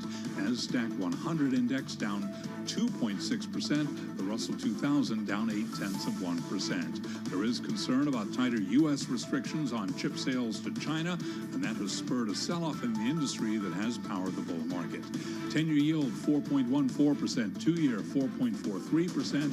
Gold down 0.5%, 24.55 the ounce, while West Texas Intermediate crude back with an 82 handle, 82.73, up now by 2.4%. Johnson & Johnson's second quarter profit beat Wall Street projections on strong pharmaceutical sales. J&J up now by 3.9%. Recapping stocks mix, S&P retreating from a record, down 1.2%. I'm Charlie Pelleton. That is a Bloomberg Business Flash. All right, thank you so much, Charlie. Well, you're going to hear us say this a lot because this is one of our most read stories on the Bloomberg. It's also the Bloomberg Big Take. It is the Bloomberg Business Week cover story. It is from the Bloomberg reporting team that spent some 90 minutes interviewing former President Donald Trump on taxes, tariffs, Fed Chair Jay Powell, and more. Business Week editor Brad Stone was part of the team. He's going to join us in the next hour. But Tim, what we wanted to do this hour was really dig into the nitty-gritty of Trumponomics based on Donald Trump's comments to our Bloomberg News reporting team on everything from cutting interest rates and energy costs to making interest payments to U.S. bondholders and more. These are things that Donald Trump went into. Some of Trump's comments were highlighted by Bloomberg's Joe Weisenthal. He puts out, you probably know, our daily newsletter, 5 Things to Start Your Day. We wanted to unpack that because there were a couple of questions that stood out to Joe, and it got us thinking of like, well, wait a minute. He was digging a little bit deeper into some aspects of what those comments maybe meant. Yeah, so some of those things that we're certainly interested in talking about include the idea of tariffs and to what extent companies and CEOs, how they feel about those tariffs and to what extent they could be inflationary, because that's certainly something that the Peterson Institute of Economics has talked about, and talked about the additional cost for the American family as a result of a return to those tariffs. That said, the Biden administration has kept some of the tariffs in place that the former president put on China, and in fact increased some of those other ones. Right, so exactly. That's a really big issue, and that was certainly some of what they wanted to know. You've heard us talk a lot about Donald Trump being asked about Jay Powell. Of course, we talked about that with David Rubenstein on Monday. But Jay Powell, it seemed like Trump would say, well, I'd keep him on, at least let him finish his term. I think he also did a little bit of a caveat, as long as he's like, I kind of agree with what he's doing. Yeah, but as Mike just told us, it would be a little difficult to get rid of the Fed chair. Well, there goes to credibility, right? And certainly in the global financial community, we talk about this a lot, certainly in the global business community, in terms of you want to have a sound, solid monetary policy and central bank. That is really important, certainly, to those two constituencies. And then there's the idea of energy production and the actual cost of producing energy through different forms, whether that's wind and solar, renewables such as those, or other forms such as coal, natural gas, and other types of non-renewables or carbon-based methods, Carol. Certainly energy production, a big part of what President Trump has talked about, and big questions about what it means for the future of our country if there is a re-election of the former president. Well, and that was something, certainly Donald Trump talked about, that the idea of, okay, higher prices, inflation, does it make sense for the U.S., central bank to start cutting rates? Donald Trump getting into certainly the area of, well, wait, something I want to think about is terms of lower prices. All right, so let's get to it. That is our setup. It's something we've been thinking a lot about. Joining us right now to kind of get into the nitty-gritty of what Trump economics would be is Bloomberg News global economy reporter Enda Curran. He's in our Washington, D.C. bureau. Enda, good to have you here. So one of the things that was highlighted in our daily newsletter, 5 Things to Start Your Day, based on the Trump interview that he did with our reporting team, Donald Trump was asked about whether or not the Fed should hold off lowering rates until after the election. Donald Trump said, unless they cut other costs commensurate with interest is a very big cost. So it's hard, but yeah, I have a plan to make up for that with energy cutting. And there's a lot that he said there, but the idea of cutting energy prices to cut inflation and the cost of paying interest on U.S. bonds being a problem, that's something else he pointed out. Does Donald Trump have a point? Thank you for having me. Look, we are getting the kind of outlines now, the contours of what a Trump 2.0 economic policy would be, Carol. And like you say, it's very broad ranging. There's a lot to get our head across, a lot to interview. And one of the threads, like you mentioned, is this idea that you can at least control inflation on the energy side. That's obviously by allowing more energy production. But at the same time, there's tensions within this policy in terms of people from the outside looking at it saying, well, that might be one side of the inflation story, but what about on the other side if you're putting up tariffs on goods, merchandise goods that are coming into the country? Isn't that going to drive up prices? There's a lot of focus on what's going to happen with the taxation levels in the country. If they're brought down, doesn't that spur spending? Doesn't that lend itself lean towards inflation story as well? So there's, as I say, this is big sweeping stuff from the candidate, and people are trying to get their heads around it. But the idea of cutting energy prices to cut inflation, economists, how do they think about that?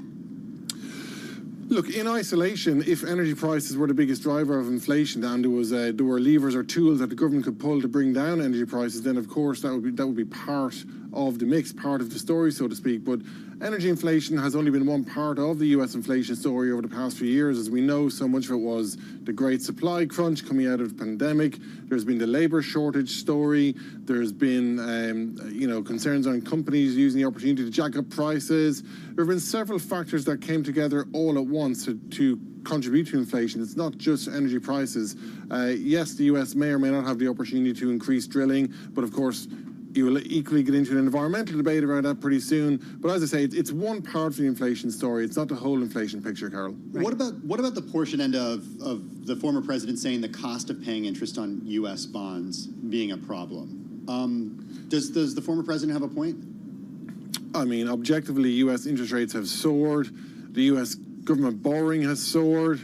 The U.S. Interest rate repayment, I think, is higher than the total defense budget at the moment. And this is not just, of course, unique to the US. Plenty of governments around the world are shipping very hefty repayment costs right now. So there's no doubt that if interest rates come down, that would take pressure off the debt repayment story. But there's a bigger fiscal trajectory story going on in the US. You hear Chairman Powell talking about it as well. It's a question of where is the total debt load going, where is the deficit story going, and will there be hard decisions taken, and what will happen with taxation levels next year? And remember, whichever side wins the election in November will be facing this decision about extending those tax cuts or not that are due to expire next year. So, interest rates can come down. That's obviously help to any government paying back debt, but it's only one part of the overall fiscal jigsaw. Dare we go into, I know Joe Weisenthal in the Daily Newsletter brought up MMT, modern monetary theory, right? This whole idea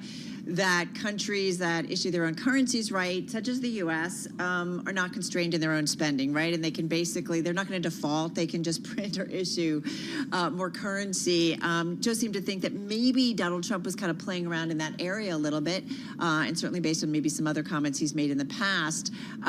Should we be thinking as an investing public, a Bloomberg audience, that maybe that is something, MMT, modern monetary theory, that is something maybe Donald Trump and his team might be exploring?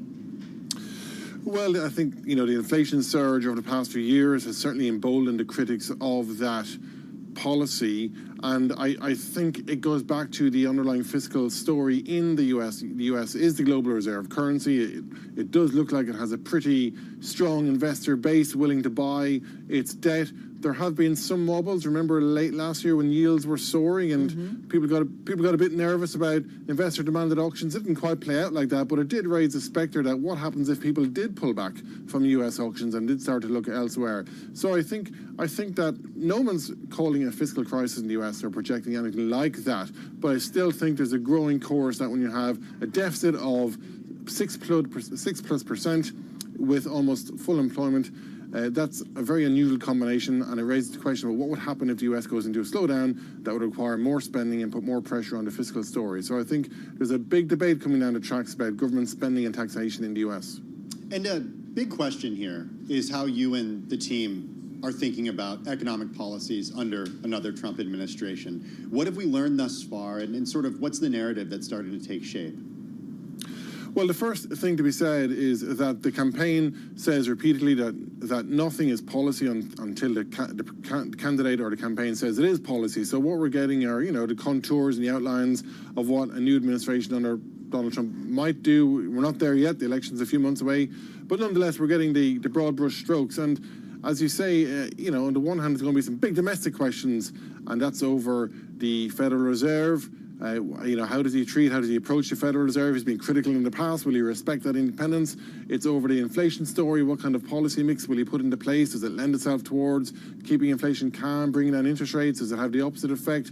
There's the taxation story, of course. That's on the economic side. Then on the global front, I think the big story will be putting tariffs on merchandise goods that arrive into the U.S. from trading partners, not just China, but, Mr. Trump has promised to swing a big stick at European states too, and anybody else who has a deficit with the US. So there's going to be a lot of friction when it comes to the buying and selling and trading of goods and services with the rest of the world too. And that will have implications and eventually will have a knock-on consequence for prices that people pay on the high street. So, as I said at the beginning, everyone's trying to get we're not there yet, but everyone's trying to get our head across this candidate's proposals. We're certainly pulling in from anywhere we can to kind of paint the entire picture.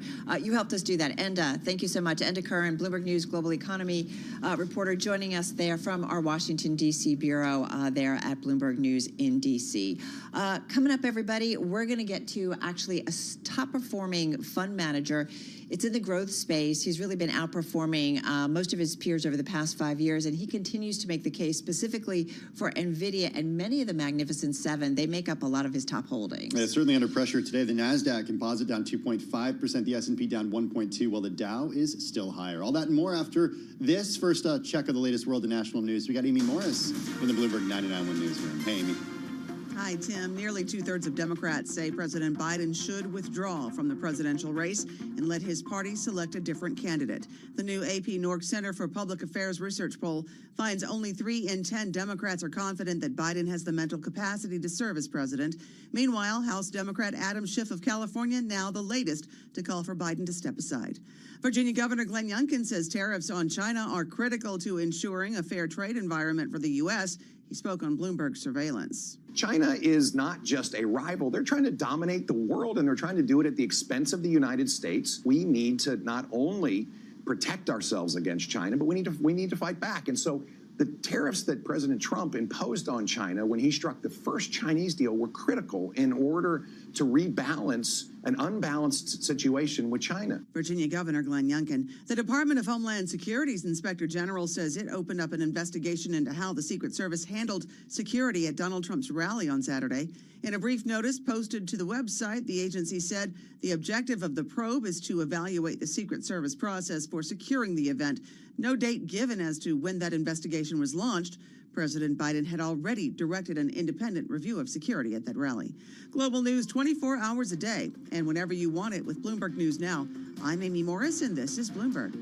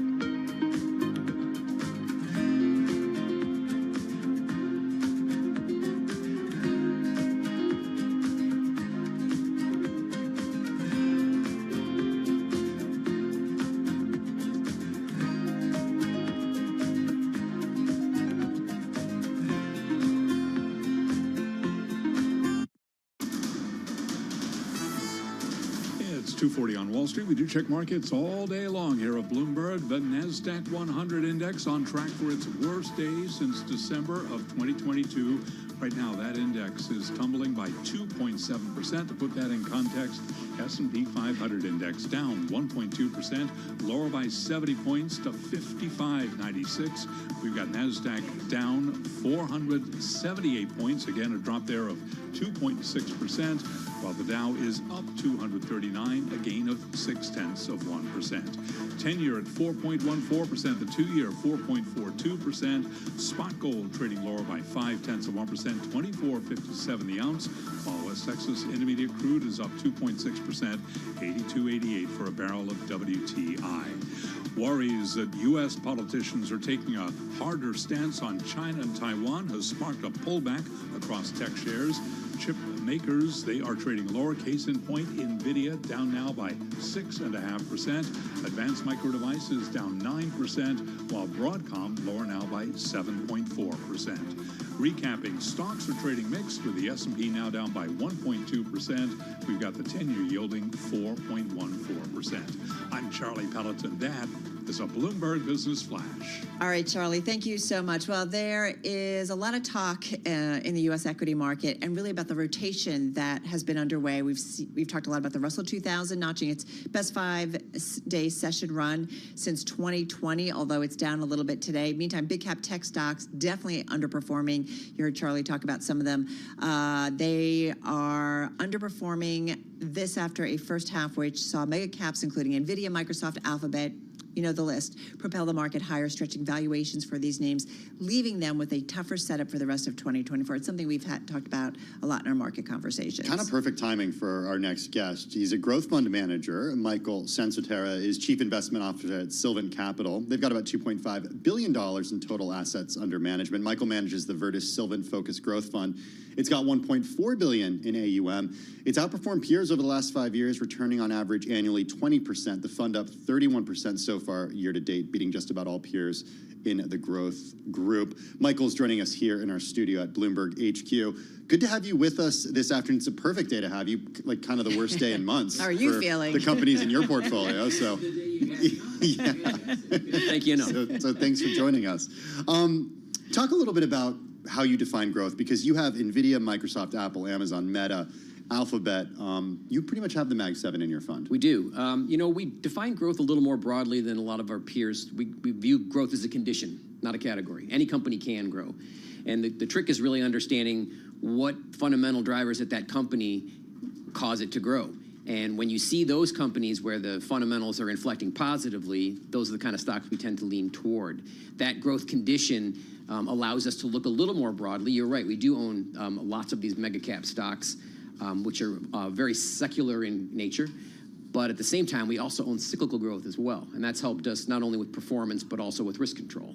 So growth is a little bit of a broader category for us. We fish from a little larger pond, and we look company-specific, stock-specific, bottoms-up fundamental analysis to find those companies. So even though, you know, some of these names like an NVIDIA have had a pretty tremendous run, up about 140%. I'm just kind of looking at some of the one. I mean, Apple's up about 19%. That's been a little bit of took a little while to kind of get there.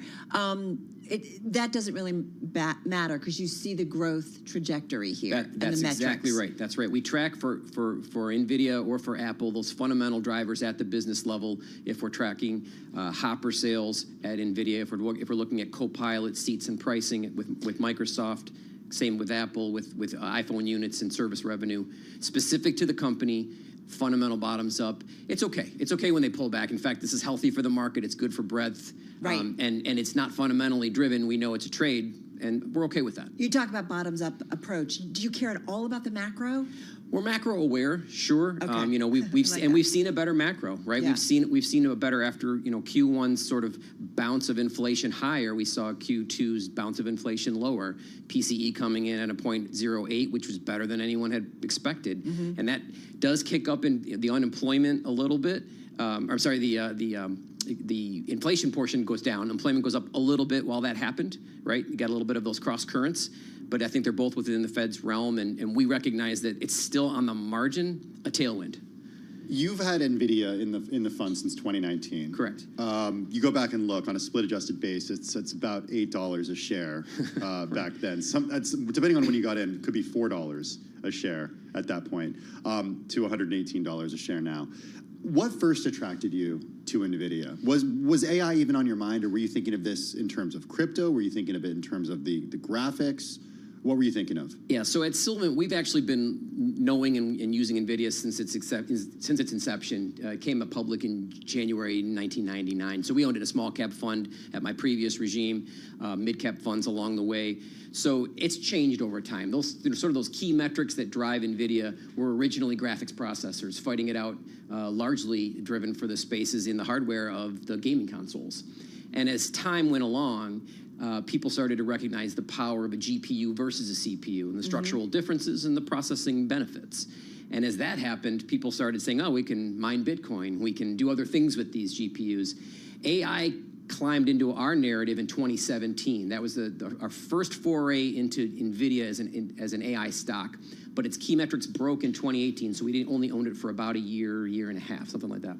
And then we came back to it when they started to positively inflect in 2019 and haven't had to add any shares since then. These have been the shares we've been actively trimming since we didn't actively start trimming until about a year and a half ago, but we've been basically pulling in NVIDIA shares out of the portfolio that we purchased in 2019 for the last year and a half. Chris, forgive me, and just as of Bloomberg data, I think as the end of June, it looked like almost 14% of your position. Is that pretty much what you try to kind of maintain? Yes, in the focus growth, that's about right. Yep. What we do in focus growth strategy is we don't let anything get over 500 basis points active, so above the Russell 1000 growth index. And as you know, it's north of 11% now as an index holder. So when that happens, you have to basically trim the portfolio position to keep it within your risk controls. So we've been active trimmers for quite some time. But we still have a large position of it. It's one of our best ideas and one of our stocks we think can outperform. What's the next NVIDIA? That's a good question. The AI theme will continue to bear fruit. That's going to take a few more years. This feels to us a lot like the mid-'90s when the internet was really just getting going.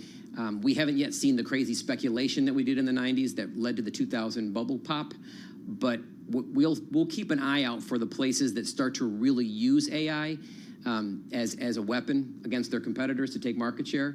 That will be the next NVIDIA. Now, exactly what company that is a little too soon to say. We don't know. We've got a handful of stocks right now that are supportive of AI processing, right? We own AMAT, we own ASML. We own some of these names that we know are continuing to do well because of the demand from the hyperscalers and now some corporations. But the true killer app hasn't shown its face yet, so we don't know for sure.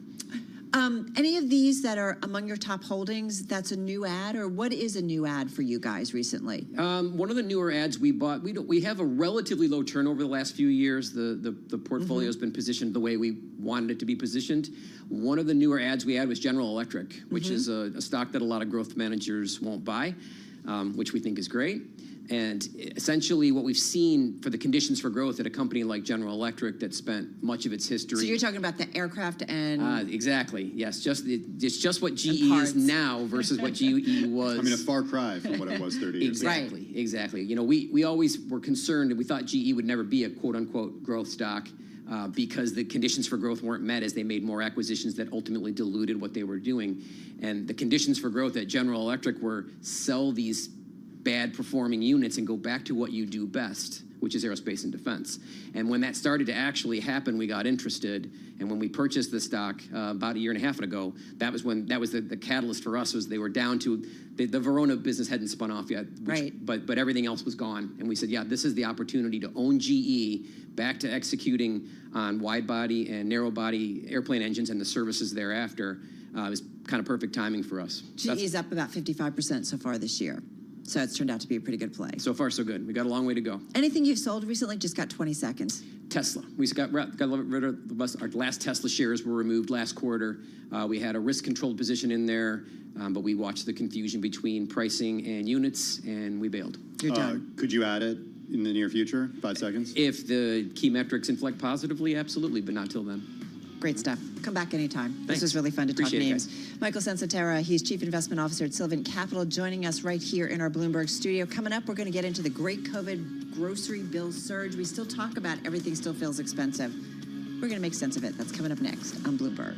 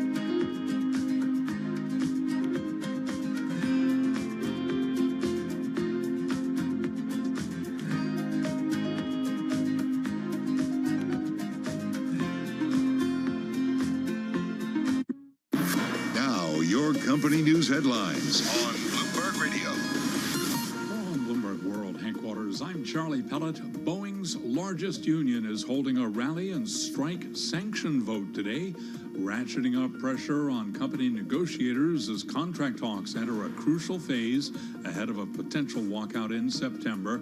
The International Association of Machinists and Aerospace Workers, which represents 32,000 Boeing mechanics in Washington and Oregon, is taking over the home ballpark for the Seattle Mariners professional baseball team today during a day that is intended to showcase union solidarity. Boeing shares, they are trading lower today. Right now, we do have Boeing down by about 0.8%. Spirit Airlines says second quarter revenue will be lower than expected and operating losses will be worse due to competitive pressure on baggage fees and other non-ticket charges.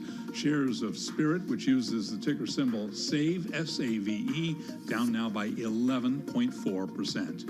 And among the names reporting after the close of trading, United Airlines investors will be wanting an update on how the carrier is being affected by stepped-up fare cuts in the domestic industry, especially after rival Delta acknowledged that the discounting led to its third quarter earnings and revenue outlook that fell short of Wall Street expectations.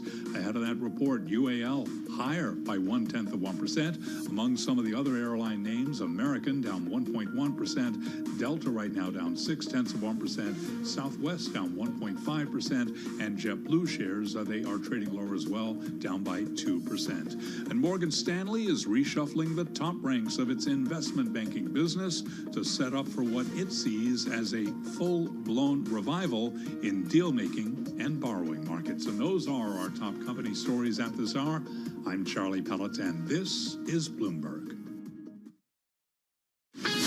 This is Bloomberg Business Week with Carol Messer and Tim Stenevec on Bloomberg Radio and Television. It is Bloomberg Business Week. Let's get a check on the latest world and national news. We got Amy Morris in the Bloomberg 99.1 newsroom in Washington, D.C. Hey, Amy. Hi, Tim. House Democrat Adam Schiff of California, just the latest Democratic lawmaker calling for President Biden to step aside from the campaign for the White House.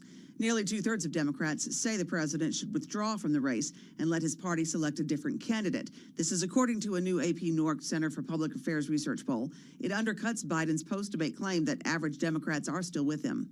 Meanwhile, Democrats have decided to not hold a virtual roll call to formally nominate the president until at least August, after an outcry from some who believed that process had been rushed to head off calls for him to step aside. The party will still undertake the process virtually rather than at the Democratic National Convention in Chicago later in August.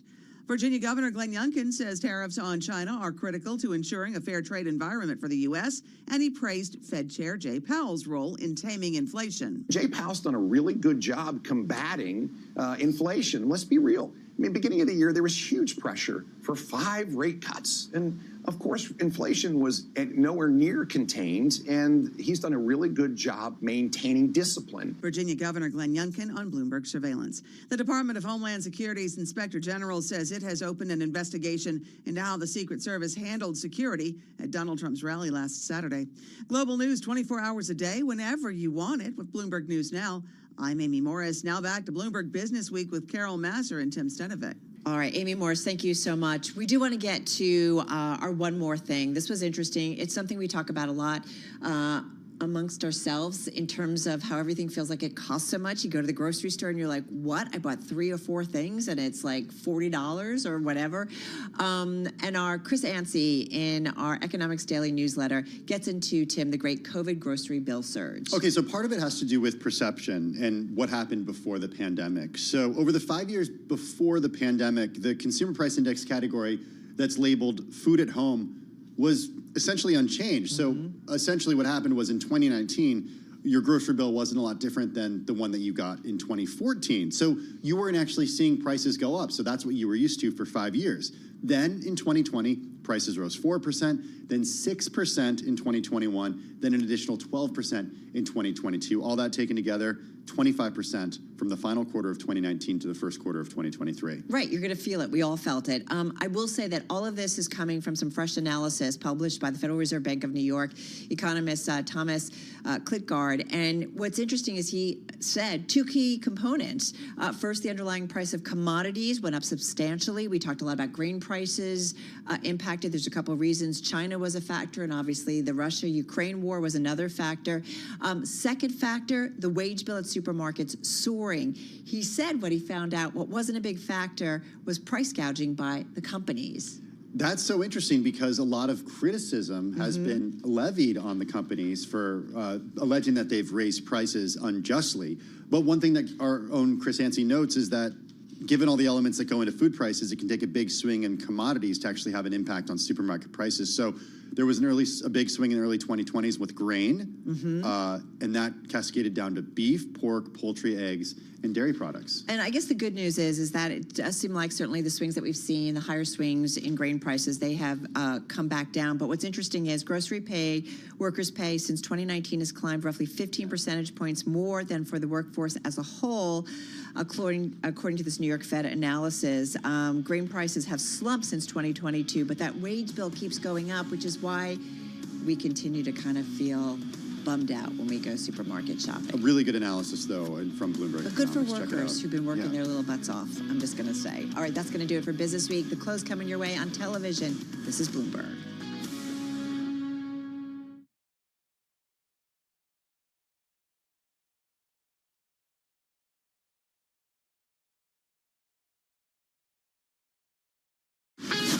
This is Bloomberg Business Week.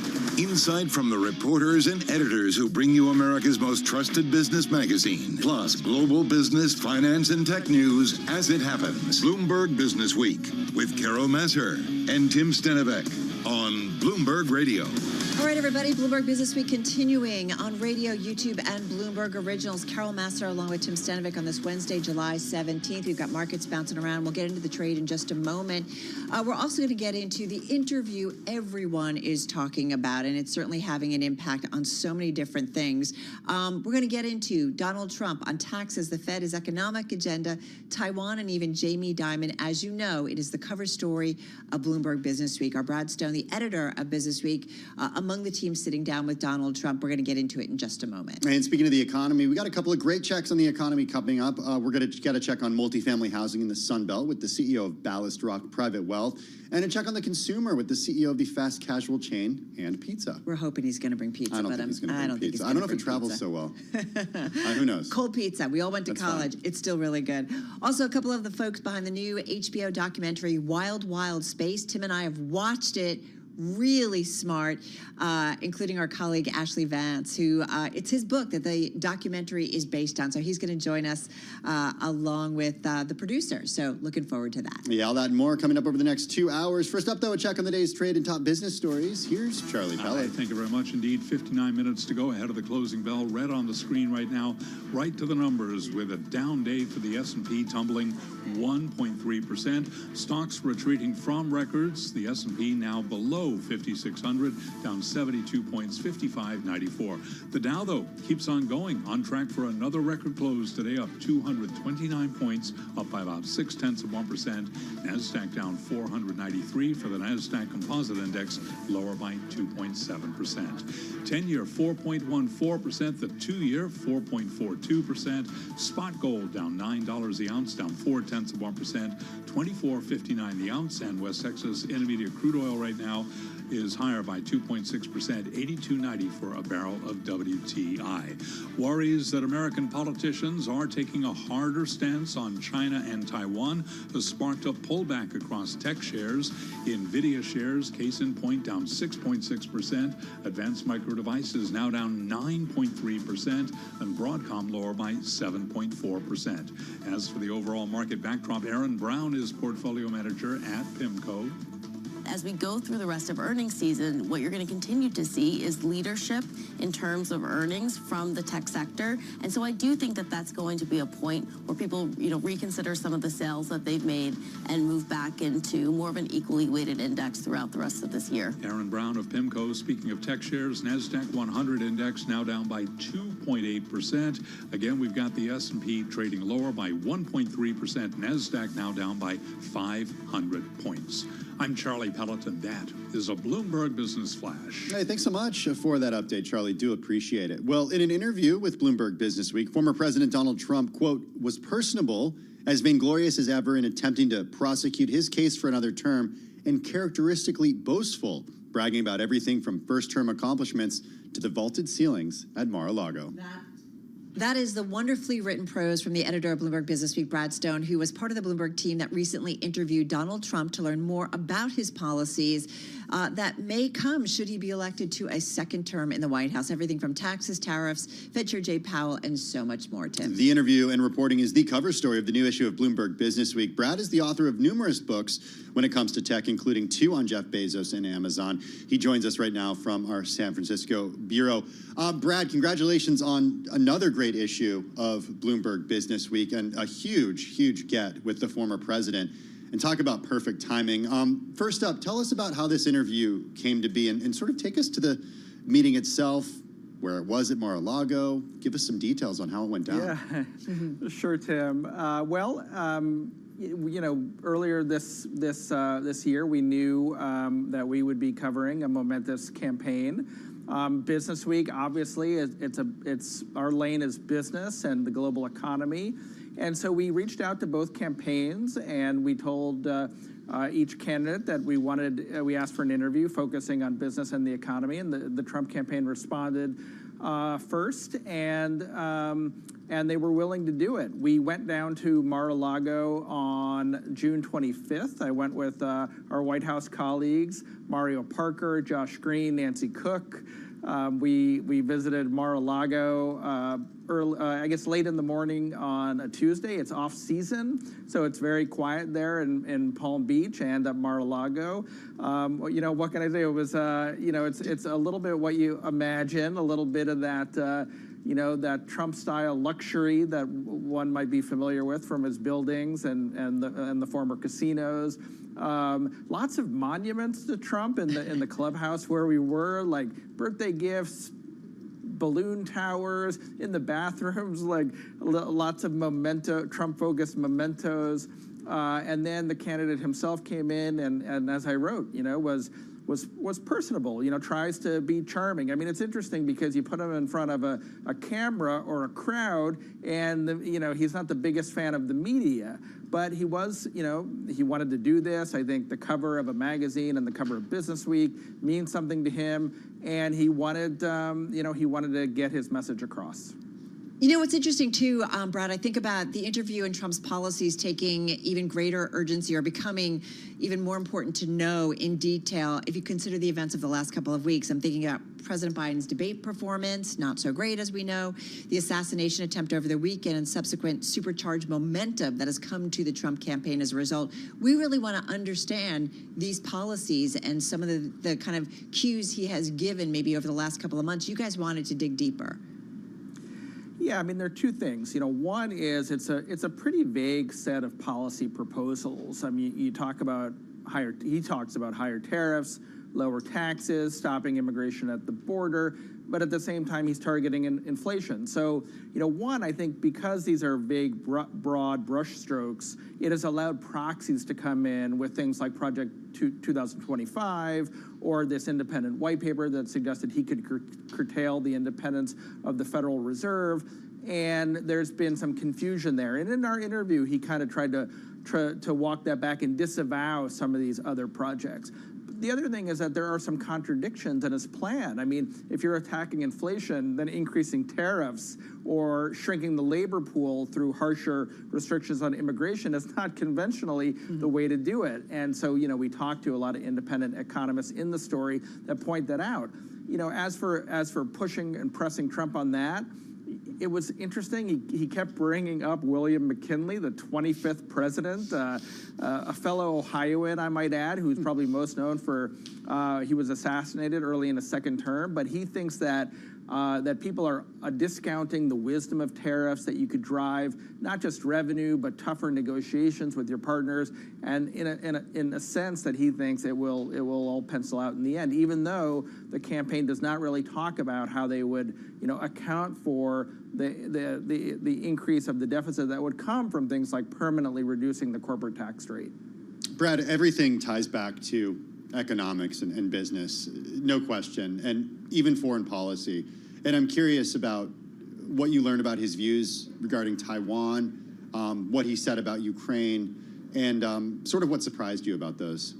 Well, I mean, his riff on Taiwan was shocking in the moment and shocking as I reflect on it. I mean, he basically said that you know, Taiwan is a U.S. ally. He said that Taiwan has stolen our chip business, that they should be paying us for protection, that it's thousands of miles away and very close to China, and he called it the apple of Xi's eye. So, you know, probably unsettling for Taiwan partisans, as you know, as it relates to Ukraine, things like Iran and Israel. I mean, he spins, you know, a scenario where he doesn't think that the conflicts that are happening now would be occurring if he were still president. And of course, you can argue with that, but he traces it back to Iran and you know, some of the sanctions there that were then lifted, you know, in the nuclear agreement. And he just believes that America's enemies have been empowered after he left office. I am curious, as you guys were talking to Donald Trump, Brad, at any point did he did you get a feeling he didn't want to go to certain areas, or was he pretty much an open book when it comes to maybe his policies, his economic policies during his second term? Yeah, I don't recall any topic being off limits. I would say that, there were certain areas where we pressed, the economic impact of tariffs, who he would bring into his administration, where, I think we probably ended up hitting the limit of his current thinking. At the time, he hadn't picked a vice presidential candidate. Obviously, we pressed him on that. He wasn't willing to go there yet. Now, of course, we know it's J.D. Vance. But, look, this was supposed to be a 45-minute interview, and Jason Miller, the campaign chair, tried to end it a couple of times, and President Trump kept talking to us. So there was a lot on his mind and nothing that was really off limits. One thing I am curious, I feel like Donald Trump is somebody that I'm thinking folks who are listening on Bloomberg or watching on Bloomberg, we've seen a lot in the media. You think about The Apprentice. I think about when he used to go on David Letterman and he was fixing the ice skating rink here in New York City. Like, there's just kind of a bigger than life kind of individual, larger than life individual. What was he like face to face? And we know we've seen him in sometimes debate or other, he's very combative, he's very, talking to a crowd. What was he like face to face? As I said before, I think you get a different Trump in a crowd or in front of a camera, and in the smaller setting, he's a little bit more solicitous.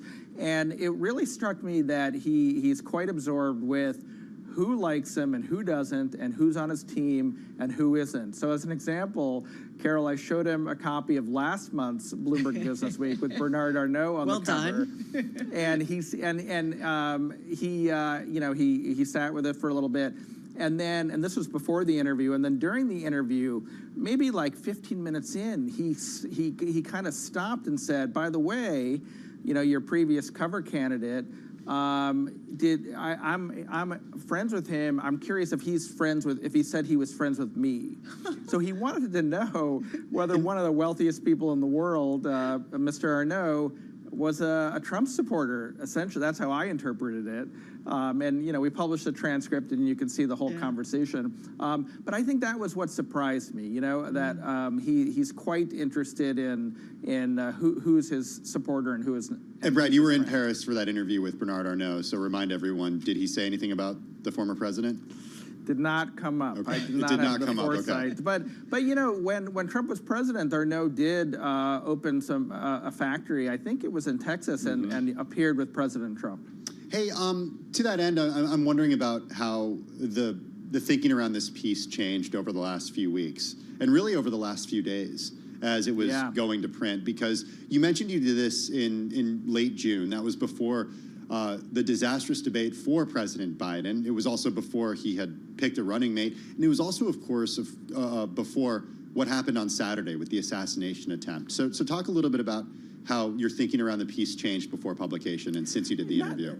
Yeah, Tim, not much changed. This was a cover story about the candidate and his plan for the economy and for American business. That didn't change. What we did have to reconsider was the timing, and it did adjust our thinking a little bit, just because this is a little bit right off the current events of last weekend, and we didn't want it to get lost in the well-deserved attention that was coming to the incident in Pennsylvania.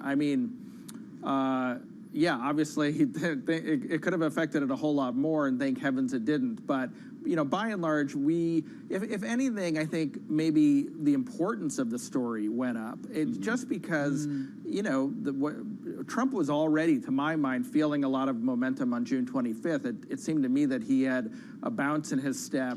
And as Carol, as you said, recent events over the past few weeks have transpired to at least make it appear that he has the momentum right now coming into the GOP convention. As I say in the editor's note, a lot can change. It's July, but this is why we think that the time is right for more attention on his economic agenda. Hey, you talk about momentum behind Trump, a lot of attention. He is getting momentum around from folks in Silicon Valley. You understand the tech community so well, having spent so many years covering it and writing about it.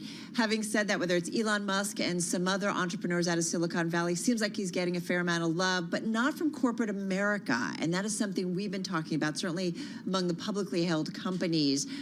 You guys talked a little bit about that? Yeah, and let me say two things. One, I do think we're hearing some loud voices from Silicon Valley that are in Trump's camp, but there's no real telling whether that's a minority or a majority. I think that there's a risk calculation that investors and entrepreneurs engage in tech, and the risk calculation here is if you support Trump and he wins, you're on the right side of a president who remembers his friends and enemies. And if Biden wins, that support, doesn't necessarily make a difference. And so I think that what you're seeing in the business community now is, and I quote some folks saying this, is there's a lot of fear. You might not think that Donald Trump deserves a second term, but being overt about it and getting on his enemies list, might end up hurting you. So if you're a big public CEO, you might have a fiduciary duty to your shareholders to kind of keep your nose down right now. And I think that's a little bit of what we're seeing in the business community. Interesting. Hey, Brad, one thing that we've been talking a lot about, and it's also getting a lot of attention outside the newsroom, is the transcript of the interview with the former president and the Republican nominee.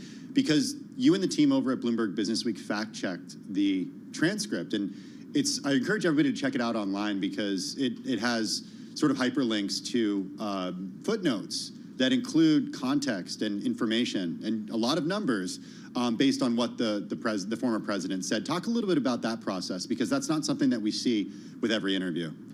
No, it's not. And by the way, I think we would do that for other interviews with other presidential candidates too. So it's not anything special or unique for Donald Trump. But look, this was a 90-minute conversation. There were parts of his answers and also, frankly, parts of our questions that we thought deserved either more context or correcting the public record. This is also something that we've seen other news organizations do. I think it's a great way to add just extra context for our readers, but along the way, offering the candidates' remarks in a totally transparent form. So in my mind, it was sort of the best of both worlds. It was not an easy task. It's a 90-minute conversation that covered a lot of ground. And so kudos to my colleagues in the Washington, D.C. Bureau who did the hard work. I just want to confirm, you did not go home with a MAGA hat, right? So at the end of the interview, well, just quickly. If I have a minute, okay, quickly. Like 30, 40 seconds. he had his aide, Stephen Miller, go out of the room during the interview to come back with the hat that said Trump was right about everything. And he was crowing about the hat, and as I said, he was bragging about a bunch of things, and he tried to give it to us at the end, and we politely declined. And Coke or Diet Coke? Coke.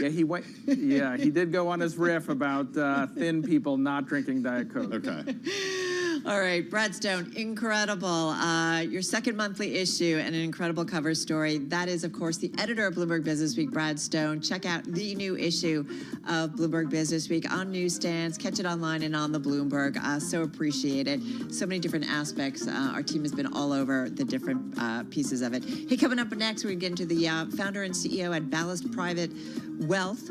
We'll get into that in just a moment.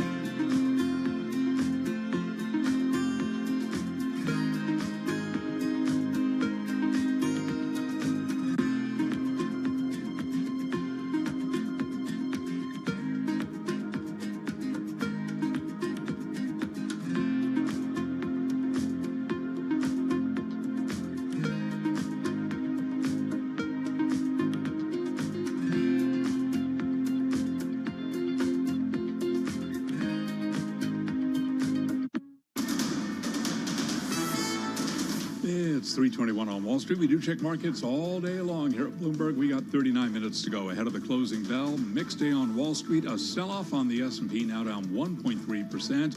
And the big question, will it close below 5,600? 55.94 right now on the S&P, down 72 points. Again, a drop right now of 1.3%.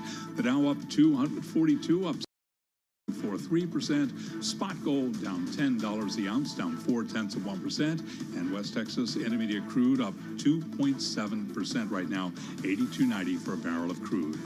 Well, earnings season underway. As for the overall backdrop, Ethan Devitt is Chief Investment Officer at London CIV. We are going to see a bit of mixed picture coming out of earnings. We can see that. We've seen the banks already highlighting them building in a bit more reserves in terms of consumer defaults potentially when it comes to credit cards, etc. So clearly there are these cracks appearing in the ever-resilient U.S. consumer. And we've seen that a very mixed picture come out of some of the consumer stocks recently. We saw that from PepsiCo, and we saw that from the airlines in the past, that there has been just this variability of demand. She mentioned demand at airlines. After the close of trading, we'll be hearing from UAL, parent of United Airlines. Right now, UAL shares, they're up higher by 0.2%. Recapping, stocks lower, S&P down 1.2%. I'm Charlie Pelleton. That is a Bloomberg Business Flash. Thanks, Charlie. Do appreciate that. Well, some economic data. New U.S. home construction picked up in June, though a decline in single-family housing starts to an 8-month low underscored a real estate market challenged by high interest rates. Total housing starts increased 3% to 1.35 million annualized rate last month. That was driven by a 19.6% surge in multifamily construction. That's according to data that we got earlier today. Starts of one-family homes fell for a fourth straight month. Yeah, that's kind of our economic backdrop, right, when it comes to certainly housing and residential housing. Really curious to see what our next guest has to say. Thomas Carroll is founder and CEO at Ballast Rock Private Wealth Management. It is a RIA, having a tough time today, registered investment advisor that focuses on real estate investing. The firm owns more than 2,000 multifamily units in the Sun Belt, valued at around $168 million. And Tom joins us here in the Bloomberg Interactive Broker Studio. I'm just thinking it should be Friday already. Welcome, welcome. It is so nice to have you here. Big, broad macro. Tim laying out really well some of the stats that we've had in terms of the housing market. How do you see it? How do you describe the environment? We constantly talk about not enough supply.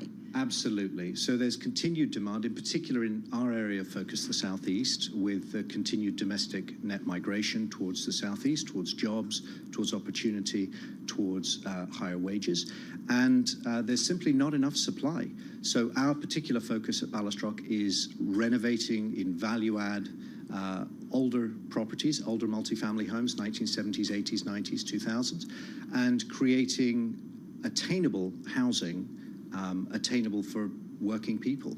And so we What do you consider working people? So we focus on what's called market rate housing. So we're not using government support per se, but we're looking at households with gross household income of between about $35,000 and $65,000 gross household income. So that's your teachers, that's your first responders, healthcare workers, etc. Is demand what it was back in 2018 when you started the firm? Because we saw during COVID and in the wake of COVID a huge migration there.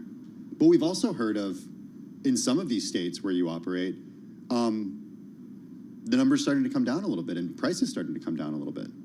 It's an excellent point. And when I think you talk about prices declining, you're probably talking more about acquisition residential real estate rather than rental, because we've seen pretty consistent demand and pretty consistent influx of people on the rental market front. So actually, the rental demand continues. Rental incremental supply simply isn't there, especially in small to medium-sized markets. So in larger markets like Atlanta, like Charlotte, like Charleston, there arguably has been substantial development. When rates were extremely cheap, it was very easy to build and low cost to build. Now that rates have gone up, it's much more expensive, which is why you're simply seeing far less delivery of houses. But in small to medium-sized markets, which is where we focus, there really was never that incremental supply. And so the demand and supply mismatch creates substantial rent increases over time. Great investment opportunities, right? And in terms of, if you look out, Tom, you look out, do you anticipate that there's going to be more supply coming out of the market, or not necessarily, or how much more supply? Not until we see significant change in rates, in particular. Whether we view significant as 50 basis points or 100 Even though the basis demand points, is there. The demand is definitely there, but costs have not actually come down. So there's been disinflation, but there's not been an actual decline in costs per se. So we continue to renovate homes to try and make them accessible and attainable. What are the multifamily units? Are you talking about 2-family, 4-family? What are those multifamily units? So we're typically acquiring properties with upwards of 100 units. So they're okay. So you're talking about apartment buildings. So that we can get operational scale. That's exactly right. How did your business change when rates went up? Well, it's an interesting question. Like many people that do what we do, acquisitions simply stopped for almost 2 years because sellers continued to want to sell assets at 2021 or 2020 pricing, but we had to pay 2023 or 2024 cost of borrowing. But what we think has changed now, what we've started to see at the beginning of this year, is those operators that simply don't operate their assets very effectively have been forced into a position of selling. Because if you borrowed money on a floating rate basis at say SOFR plus 400, SOFR plus 500, you're now borrowing at 8, 9, almost 10%, and that will smoke out any operator that can't operate effectively. How did you borrow money when rates were low? Did you borrow on a fixed rate or floating rate? Almost entirely on a fixed rate basis. So do you have any loans that are coming due that will have to get refinanced at a higher rate? We had one loan that we refied last week, and we have 2 loans that we're refining right now, one of which is being refied next week. So for good operators, actually debt capital markets are wide open. How much of the properties that you're picking up or that you're seeing opportunities, are they distressed properties where owners have to sell pretty quickly because they just can't manage it anymore? We are in the process of acquiring a property that we hope to close on next week, where their debt is coming due and coming due within the next month. And if they weren't to refi, as part of the refi, they were going to have to either recapitalize the asset, so get more equity, or sell.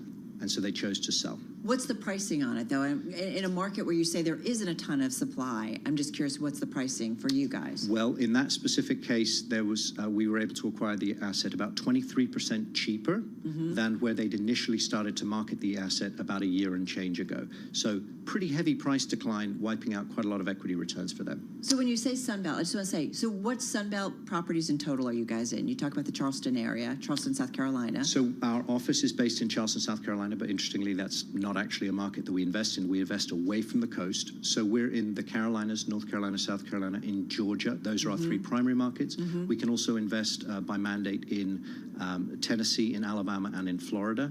But everything we do is really within driving distance of our office in Atlanta, our office in Chattanooga, and our office in Charleston. What about when it comes to management? How do you do management? So one of the big differentiators for us is our in-house property management. I think that's our ability to directly influence the implementation of a value-add business plan on every one of our assets is a differentiator. So how should investors think about the number of units you have per manager you hire? I think it's less units per manager and more is the manager's incentives aligned with your incentives as an investor? And by often working with third-party property managers, they are not necessarily fully aligned. They're driven by a percentage of revenue, where our property managers are driven by the total return that's provided to the end investor. So it's quite a different metric. We talk about real estate a lot. Tim and I like it a lot, residential and other. You like real estate and food. It's Those so are a true. couple things we like. With a little bit of alcohol thrown in. Yeah, That's kind of a perfect show. Having said that, we do talk a lot about the Sun Belt, the migration that we've seen, people working from home who still want to work. I've seen it in my family, individuals who can work from home, not retired, some retired, not retired, but it's cheaper taxes, it's a nicer environment. What, in terms of the Bloomberg audience who are listening, might they be surprised about what's going on in the Sun Belt? Is it just that narrative, or is there something else? So certainly it is domestic migration, but it is generally quite tight labor markets that's driving that migration. So it's not just sunnier climes and better taxes. It's actually better opportunities in many cases. The Southeast has had quite rapid wage growth. Yes, admittedly starting from a lower base than, say, California or New York, But the rate of change, the rate of growth of wages has been quite substantial in the Southeast, and that's really what's pulling people. So it's less a push factor, I would say, and more a pull factor. A lot of companies, a lot of building out. And right-to-work states, that's a big factor as well. Have you completed fundraising for the third round? So we are currently capital raising for our third fund. We are in the process of capital raising for that fund. We're having our first close, in fact, next week. Is it more difficult than for Sunbelt Funds 1 and 2? It's a great question, and the answer is yes, it has been a more challenging equity capital raising environment. We're very fortunate that we have a broad investor base, but it has certainly been more challenging than it has been in the years past. I think in part because of a lot of negative press out there about real estate more broadly, so things like office and commercial, not per se anything to do with multifamily. Last question. Is there any office that you are buying in some of these markets that you can retrofit for residential, or that's not a play for you? Definitely outside of our mandate. That's extremely challenging. Repositioning office space really only makes sense in the hyper high value markets like Manhattan, potentially, or the Bay Area. But it's very hard to do in smaller markets. Any sign of recession in terms of your world? Not yet. We had a slight decline in occupancy for the first time in multiple years during the winter, but we had a very strong leasing season, and we're right back at it to where we've been for the last few years during COVID. Very interesting perspective. Tom, thank you. Really appreciate it. Yeah. Tom Carroll, founder and CEO at Ballast Rock Private Wealth. Coming up next, we drive to the close. Before then, though, a check on the latest world and national news with Amy Morris in the Bloomberg 99 newsroom in Washington, D.C. Hey, Amy. Hi, Tim. House Democrat Adam Schiff of California, just the latest Democratic voice to call for President Biden to bow out of the race for the White House. He had been critical of Biden's candidacy and chances in recent weeks, but he stopped short of calling on Biden to step aside until now. Nearly 2/3 of Democrats now say President Biden should withdraw. That's according to a new AP Norg Center for Public Affairs research poll that finds only 3 in 10 are confident that Biden has the mental capacity to serve. Virginia Governor Glenn Youngkin says tariffs on China are critical to ensuring a fair trade environment for the U.S. Youngkin spoke on Bloomberg Surveillance. China is not just a rival. They're trying to dominate the world, and they're trying to do it at the expense of the United States. We need to not only protect ourselves against China, but we need to fight back. And so the tariffs that President Trump imposed on China when he struck the first Chinese deal were critical in order to rebalance an unbalanced situation with China. Virginia Governor Glenn Youngkin. And it's day 3 of the Republican National Convention. Ohio Senator J.D. Vance will introduce himself to a national audience tonight. He'll deliver his first speech as the Republican vice presidential nominee. We get more with Bloomberg's Anne-Marie Hordern, who is in Milwaukee. You know, he was raised by his grandparents, who were Blue Dog card-carrying Union Democrats. And he's going to talk about how that Democratic Party doesn't exist anymore and how Trump's policies make sense for America, especially Americans that feel left behind and Americans that feel like inflation has just eclipsed their paycheck. Bloomberg's Anne-Marie Hordern in Milwaukee at the Republican National Convention after speaking with Ohio Senator J.D. Vance. He will be introducing himself to a national audience tonight. Global news 24 hours a day and whenever you want it with Bloomberg News Now. I'm Amy Morris, and this is Bloomberg.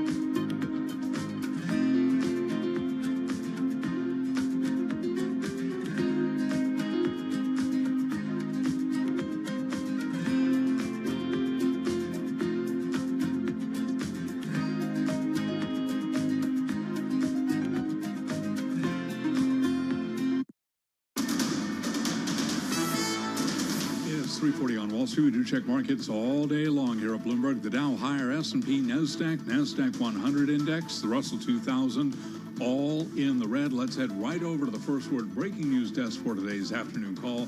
Here he is, Bill Maloney. And good afternoon, Charlie. That's right. U.S. stocks trading mixed with the NASDAQ under pressure amid concerns about tighter U.S. restrictions on chip sales to China.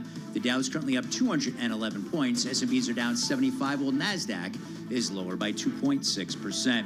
The U.S. 10-year yield now at 4.15%. Gold is down 11. Oil is climbing. And Bitcoin, that's little changed.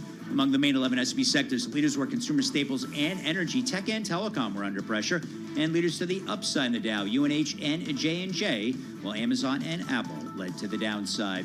Also after earnings, U.S. Bancorp rose 4.5%. And in other news, the Fed's Waller said it's getting closer to the time when a rate cut is warranted.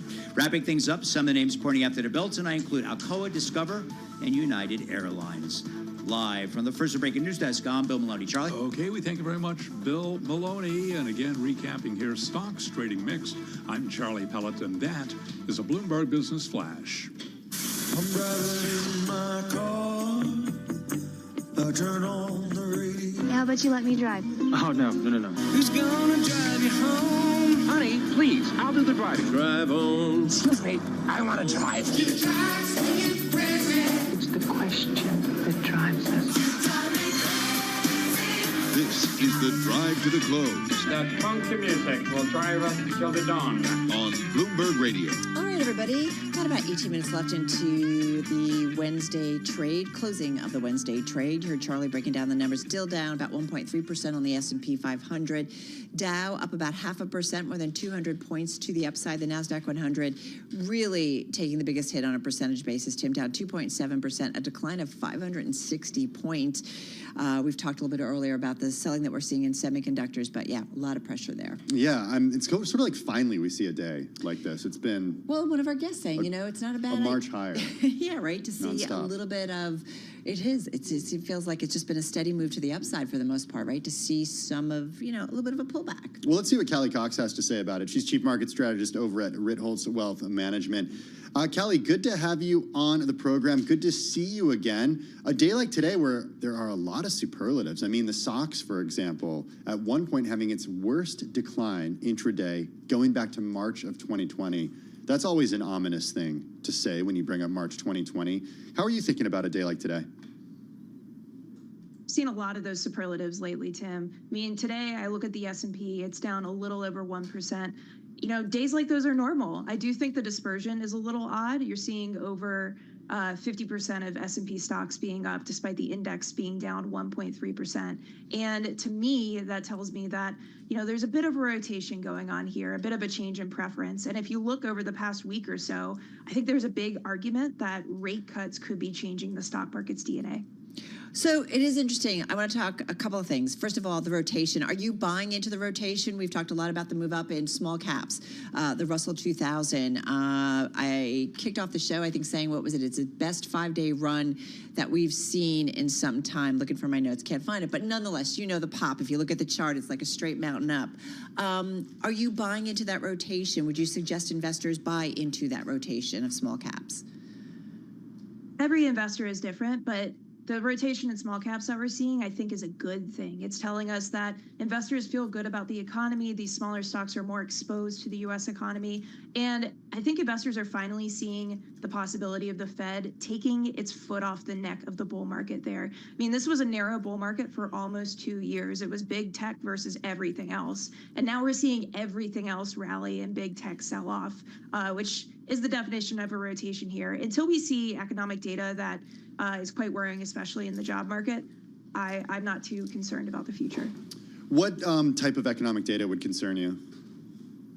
Well, going back to the job market, you got to remember the U.S. economy is 70% consumer spending. And when people have jobs, they are more likely to spend that money because they're making money. So I'm looking at initial jobless claims. I'm looking at the unemployment rate, which has started to tick up over the last 3 months. But I think you could make an argument that it's somewhat supply driven, a little more or a little less ominous than people think.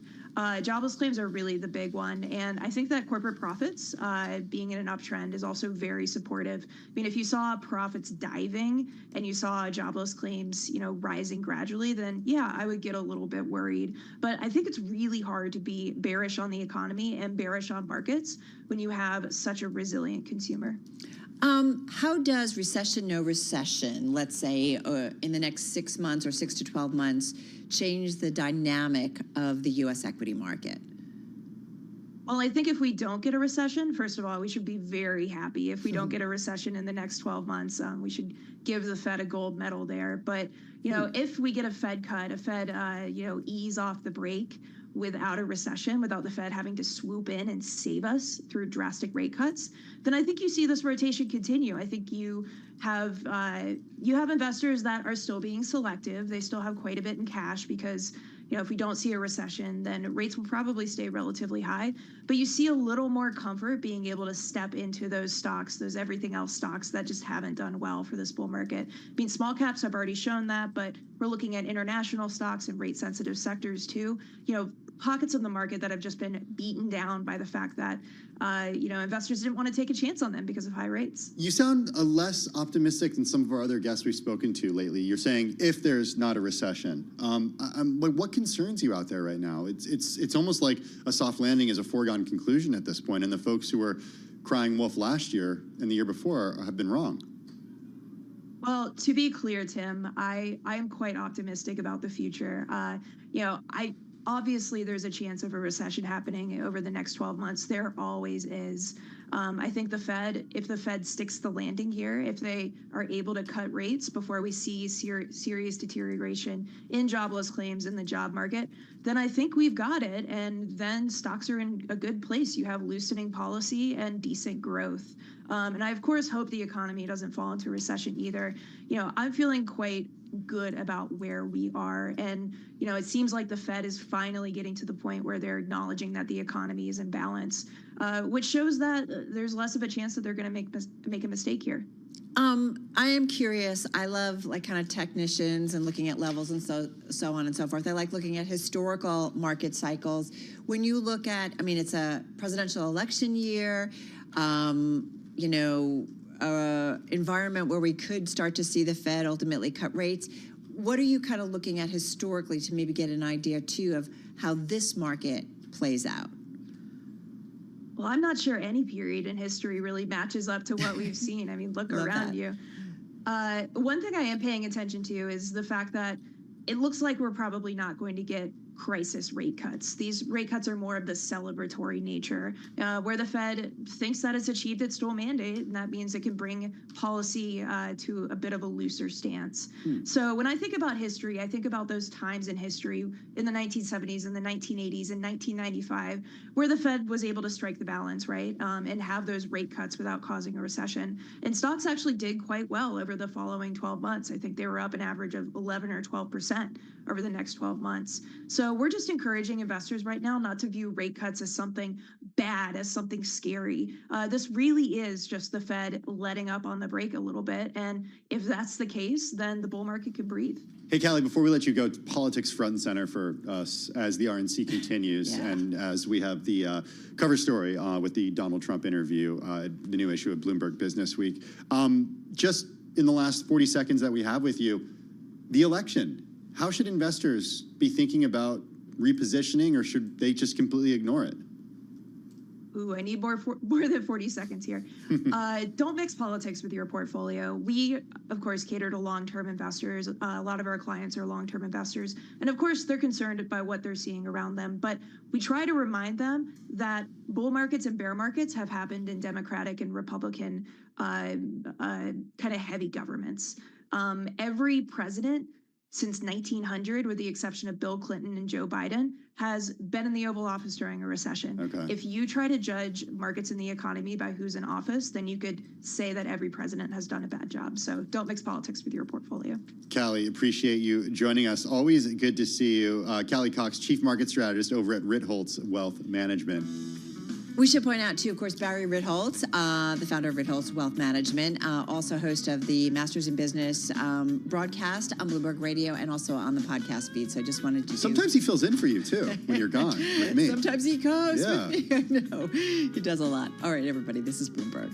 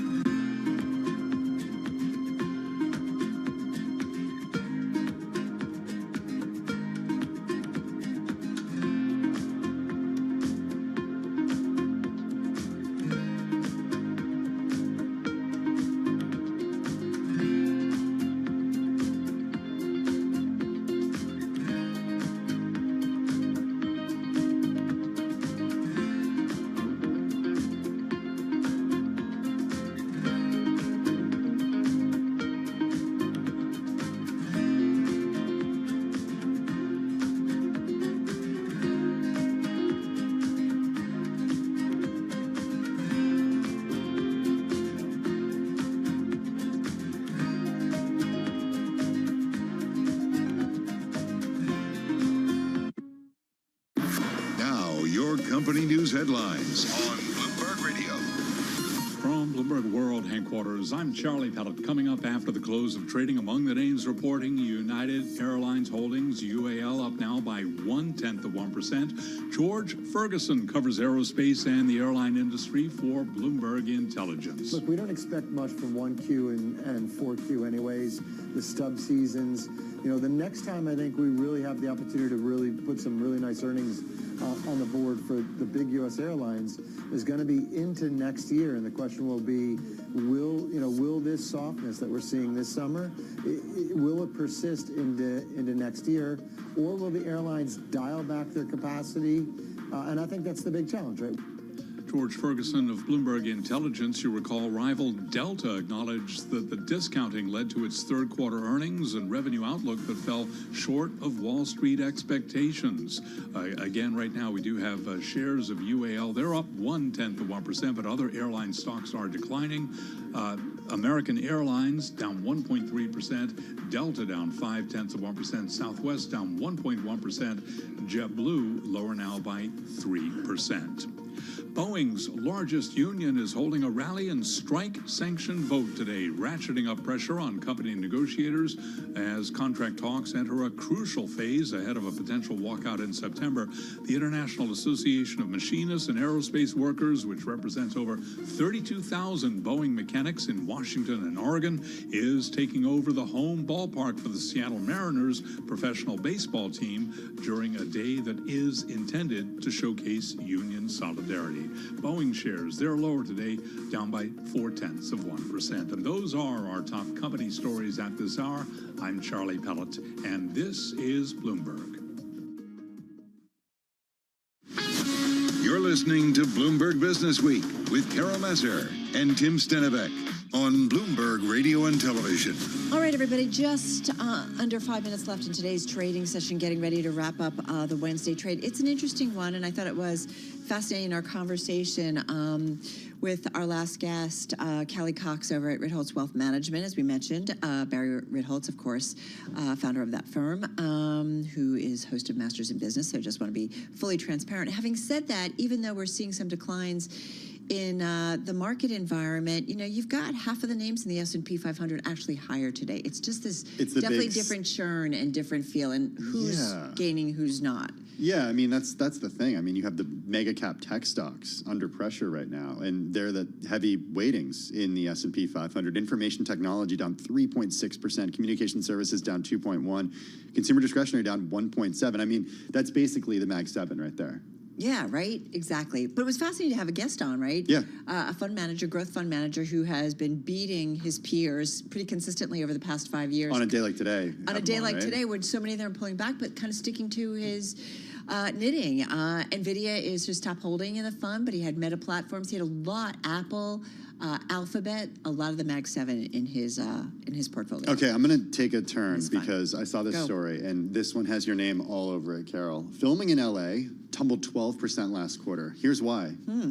It was pulled down by plunging production of reality TV, showing the Hollywood economy has yet to recover from industry cutbacks after 2 strikes. The reason I say you like that one show. Wait a minute. Is this a big reveal? I'm not going to tell everyone. Every once in a while I get home. Rather consistently. I'm exhausted. I go home. I just need some no think television. And yes, I watch The Housewives of Beverly Hills. Oh, I thought it was a different show. Yeah, no, but this one's a strong franchise. Yeah. Below Deck. Yeah, that's what I'm talking about. Below Deck, the sailing version. Yeah. Below Deck, the big motor yachts, Mediterranean. It's reality TV. It's like I think it's Bravo. I catch it on. It's like streaming. But they film that one on ships, so they're not actually doing that one in LA. They seem to be just fine. Okay. Yeah, they're not shipping. They don't even dock in LA. It's all really cool ports around the globe. Like I said, a lot in the Mediterranean, the Caribbean. Yeah, it's pretty amazing. Filming of reality shows slumped 57% Is it the from a year Kardashian earlier. effect? I have no idea. I don't know what's going on there. I mean, it was the strikes. That's a great story. The strikes, I know. It's a really good one. Do not go anywhere, folks. We're heading over to our TV colleagues. We're going to count you down to the close. Our own little reality show. It's I didn't know about the Real Housewives. I thought it was just Below Deck. Closing bell starts now.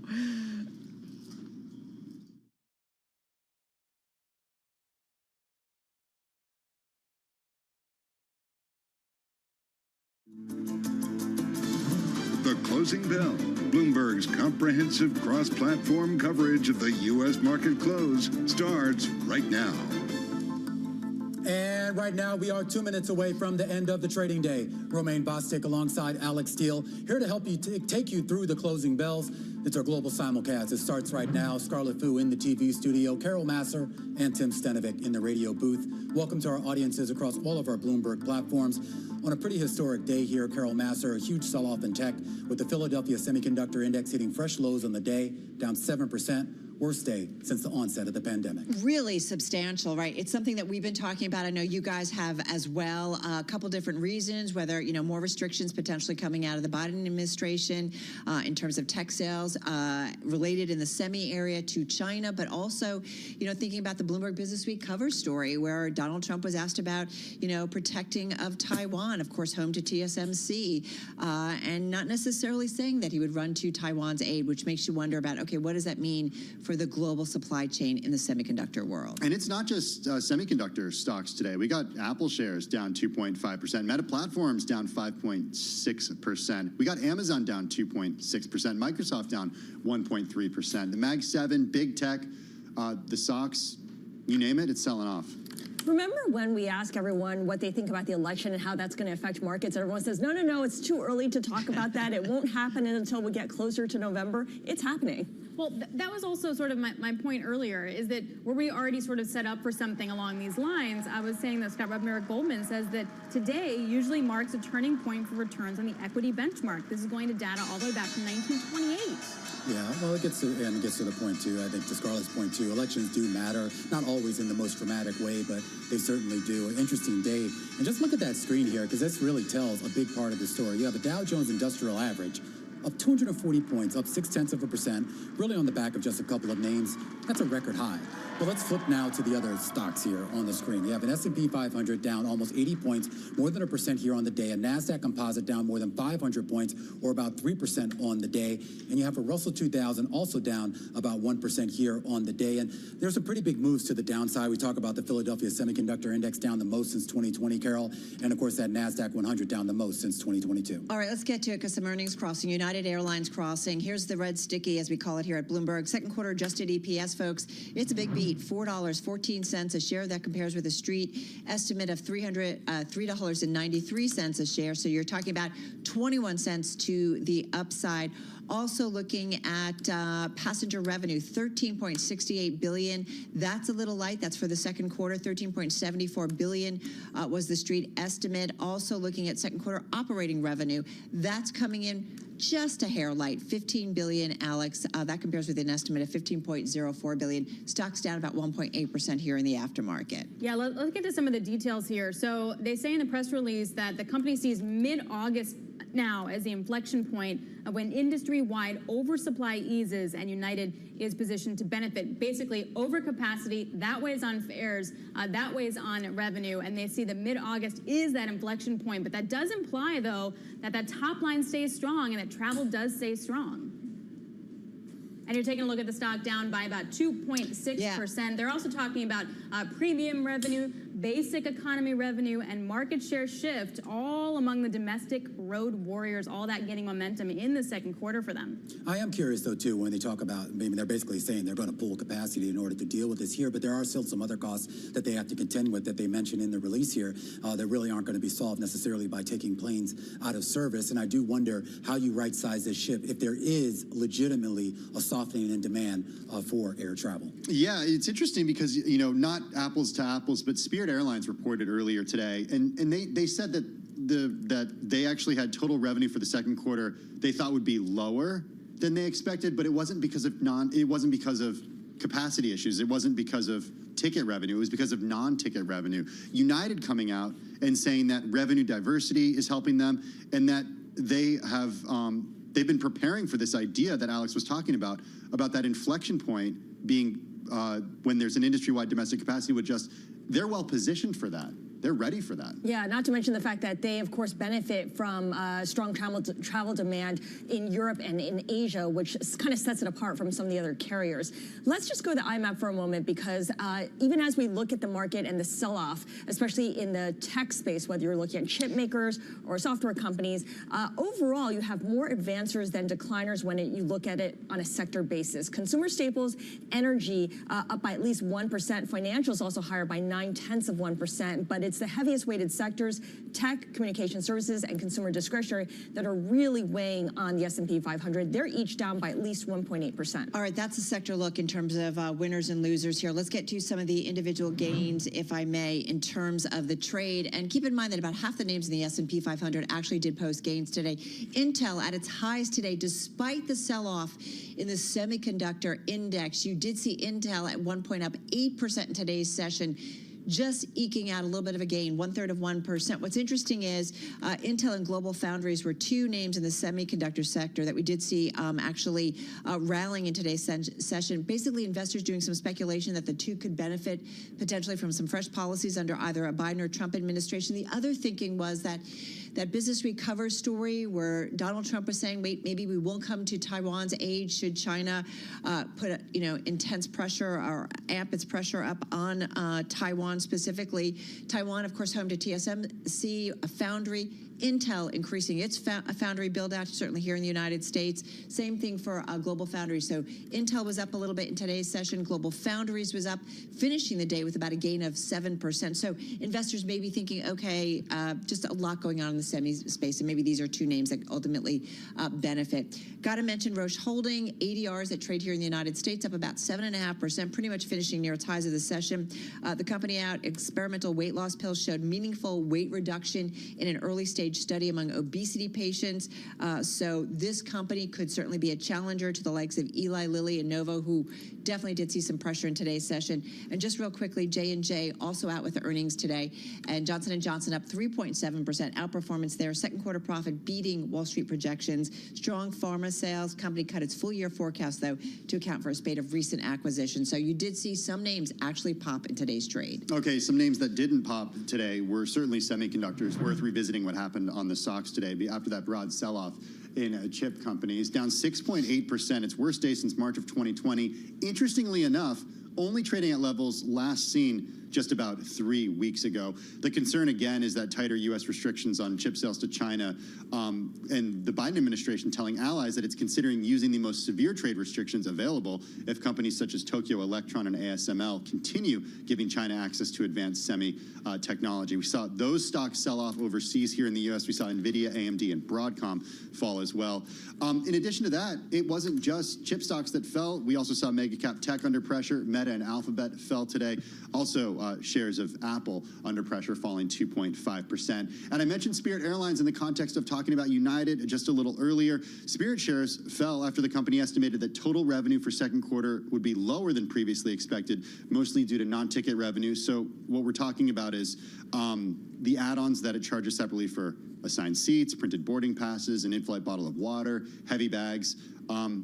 That's where the shortfall is coming from, not necessarily lower fares, as other airlines have talked about, Alex. Yep, so good for consumers, not as good for the company. Let's get back to United here, because it's also dragging down other airlines as well. So that second quarter adjusted earnings did wind up beating estimates, but it's the third quarter adjusted earnings coming in at the high end at $3.25. Even that winds up missing estimates. They do talk about, though, how they grew basic economy up 38% and premium up 8.5%, and they're continuing to reduce their planned domestic capacity by about 3 points in the fourth quarter. So continuing that theme of managing what they can manage in terms of capacity as the overall top lines may or may not continue to be strong. It gets to also the question of discounts, and I think when we talk about what was going on with Spirit and the idea that a lot of customers are finding ways to trim their own costs, so maybe just buying the tickets but not paying for those extra add-ons like Tim was talking about. And we kind of forget when we talk about Delta, United, these big carriers, yeah, sure, they have a front of the plane there that maybe has a premium price attached to it, but in the back of that plane, well, they still have a lot of economy and budget consumers who are much more cost conscious. Even as it gave an outlook for this quarter that does miss the average analyst estimate, it did not provide an outlook for third quarter revenue, which is interesting because, Alex, as you mentioned earlier, it sees mid-August as this inflection point. So if fare cuts could start fading after that point, maybe there's room to surprise when it comes to revenue, and perhaps that's why it didn't give specific numbers for the top line for this quarter. But again, United down about 4%. I do think, in the press release, CEO Scott Kirby of United saying, again, United has been long been preparing for the moment when an industry-wide domestic capacity would adjust. It's now clear that inflection point is just 30 days away. I mean, giving us a little bit of a timeline. So what that means, I'm looking at Delta, guys, down about 0.8%. JetBlue looks a little change in the after hours, and you've got Southwest down about 0.4% here. Okay, so we'll hear from some more companies in the coming days too. We haven't heard from all the airlines yet. Yeah, we'll see whether or not this carries over. I love your optimism, too. Yeah, I know. I'm always looking forward to things. Glasses half full. All right, guys, that's going to do it for our cross-platform coverage of the market close, of course, on Bloomberg TV, radio, Bloomberg Originals on YouTube. Alex Steele, you are heading out too, but no worries. She's going to be back tomorrow, same time, same place. This is Bloomberg Business Week. Insight from the reporters and editors who bring you America's most trusted business magazine. Plus, global business, finance, and tech news as it happens. Bloomberg Business Week with Carol Masser and Tim Stenivek on Bloomberg Radio. It is Bloomberg Business Week. That is Carol Masser. I'm Tim Stenivek. And there are a few certainties in life, Carol. There's death. Yes. There's taxes. Yep. And the fact that you and I just love love talking about food. We do love Especially talking. pizza, especially fast casual. So on Fridays, so do. Fridays we go home and we have pizza night. We go to our separate We homes do. and We have both pizza have night. pizza night. Yeah. It's a really big thing, and I look forward to it. We've been Different doing it. states. We have been doing it for years. Yeah. Certainly with our family. It sounds like you guys do it. Oh, yeah, we've been doing it for years, too. The reason we're talking about pizza is because here in our Bloomberg Interactive Brokers studio, we got with us Mike Burns. He's the CEO of And Pizza. And if you're not familiar with it, because maybe you don't live in Washington, D.C. or the D.C. metro area or Pennsylvania, New Jersey, New York, it has its roots in D.C. It was founded there in 2012. They've got about 50 restaurants in those areas that I mentioned today. But they're known, Carol, for their distinct vibe, their distinct menu, and I guess it's fair to say personality. All right, so let's get to Mike Burns. He joins us here in our Bloomberg Interactive Broker studio. Welcome, welcome, welcome. So nice to have you here. First of all, you became what, CEO back in, I think, November? November 1st, yeah, 2023. How's the year going? It's been like drinking through a fire hose. It's been a lot of fun, but yeah. Well, tell us about that fire hose. I mean, what's been the biggest change that you've made to the change since taking the reins? What have been some of the biggest challenges? I mean, yeah, some of the biggest changes we made, we went back to our roots, right? I mean, And Pizza was a company founded in 2012 by Michael Astoria, who's super creative. And the brand, you know, was fun. It was energetic. It was loud. The loud music. The food was like unique and fresh, different in the pizza category. And you know, like COVID to any other business, kind of made it a little more corporate than it should have been, right? So when I visited restaurants before I started, what I saw they created wasn't what I saw with my own two eyes. So really, the playbook was written in 2012. We just went back and we're running the original playbook of loud music. Employees can be who they want to be, and we're serving crazy, unique, you know, food. Why did they bring you in? And why did Michael leave? Michael's still around. Michael's still the founder. He's still involved on a day-to-day basis. I talk to him almost every single day. But no longer CEO. No longer CEO. And Michael just saw it as an opportunity to go do something different, right? I'm not sure exactly what that is, but he's still heavily involved in the creative process of this.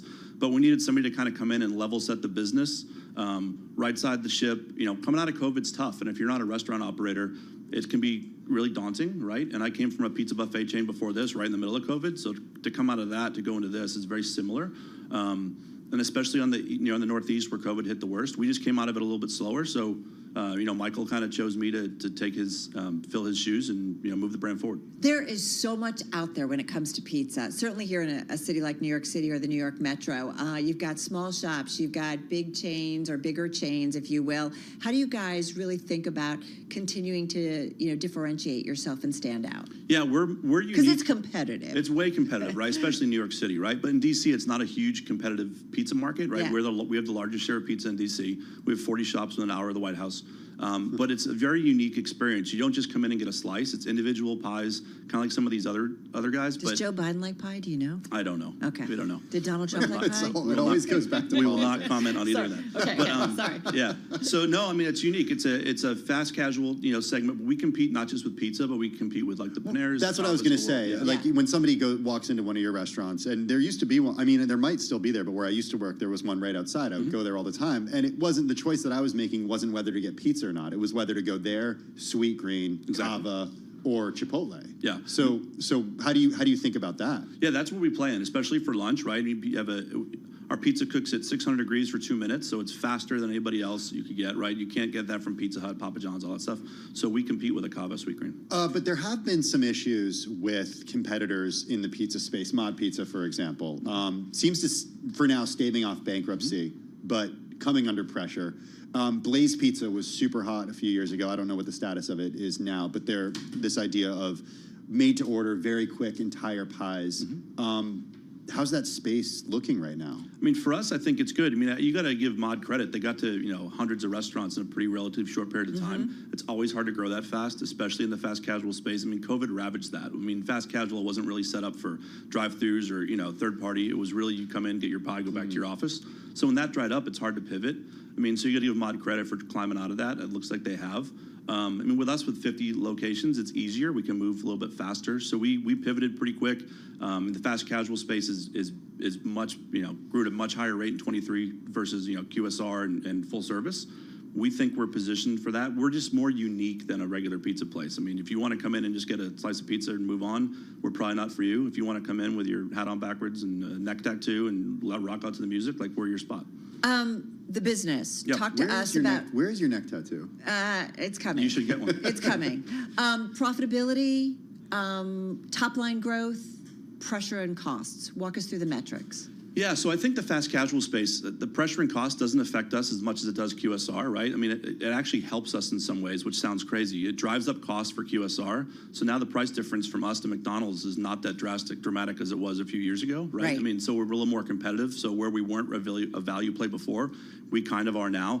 Obviously, we want to source ingredients. Like if, the cost of chicken's rising, we wouldn't do a chicken, pie on special, right? So we try to find what protein isn't spiking right now. So if it's going to cost you more, though, you're going to pass it off to the consumer. Not really. We've kind of tried to hold strong, right? Okay. We've already paid. Michael, when he started this company, was a big, fight for 15 way early. So we've already gone through all that. So we don't have to go through all that. We're really trying not to raise prices. We try to have a value item. Higher wages are already priced in. Yeah, we've already been priced in for a long time, right? So, I mean, our average wage is over almost $19, right? In all the markets we operate in, which is, much more competitive than our competitors. What about space? And you guys are a franchise model? We're not yet. So that's the next step. That's what you want to do. But what about space overhead costs? Has it gotten cheaper coming off the pandemic? Has it gotten more expensive? Like in some cities, I know you guys aren't here, but some cities feels like there's a lot of vacant space, retail space. Yeah, we do have actually a couple in New York. We have Wall Street and Nomad. Oh, we you have do? Forgive me. 2 stores here. Yeah. So, rent costs are high. I mean, obviously the trade areas have shifted pre-COVID versus post, especially for us.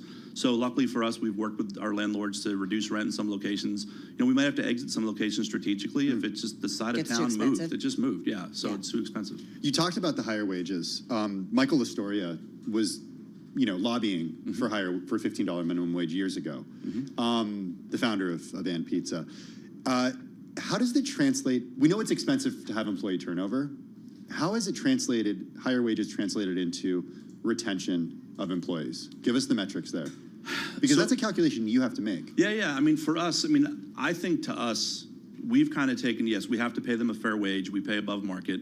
But for us, they have to have fun at work, which is what they weren't doing. Like, we made some decisions before I got here to kind of go a little more corporate, like turn your hat around forward, tuck your shirt in, wear a name tag. We don't want to do any of that stuff. That's what made us different than the other players. So if you have, you want to wear your hat on backwards and our music's super loud, and you want to wear a hoodie with a giant ampersand on it, that is totally fine. I mean, we try to go after employees that Chick-fil-A wouldn't hire, right? Chick-fil-A won't hire you, we'll take you in. So it's a very, eclectic group, and I think you see that in our customers. And you got the tattoo. You got it. I do have the tattoo. Where's the tattoo? It's on my forearm. Okay. Yeah. The ampersand tattoo. So I hope you keep this job for a while. I do too. If Yeah. you don't, Actually, you can do a lot with an ampersand. I'm just You going to can. say. You can do. It's all black. It's kind of a easy good to safe get. one. Yeah. It's like putting like a bird or I don't know or something. Yeah. I don't know. We can figure it out. I don't know what I'm talking. What's the end game? Do you guys want to go public?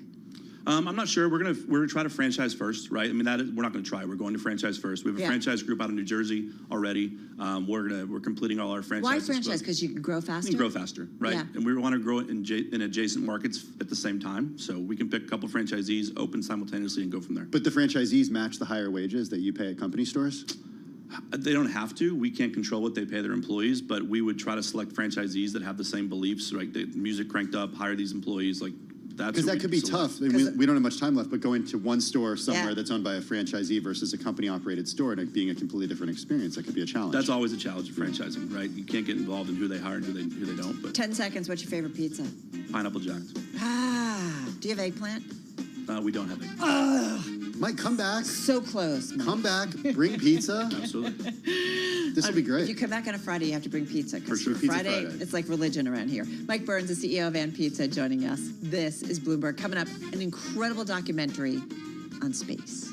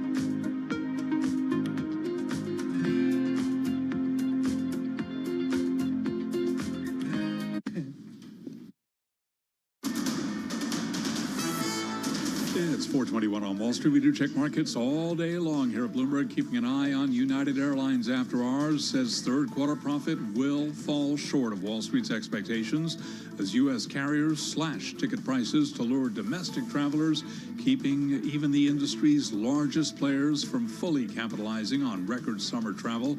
United is echoing rival Delta in warning that price cuts by low-cost carriers struggling to fill an excess of seats this summer are weighing down the entire industry.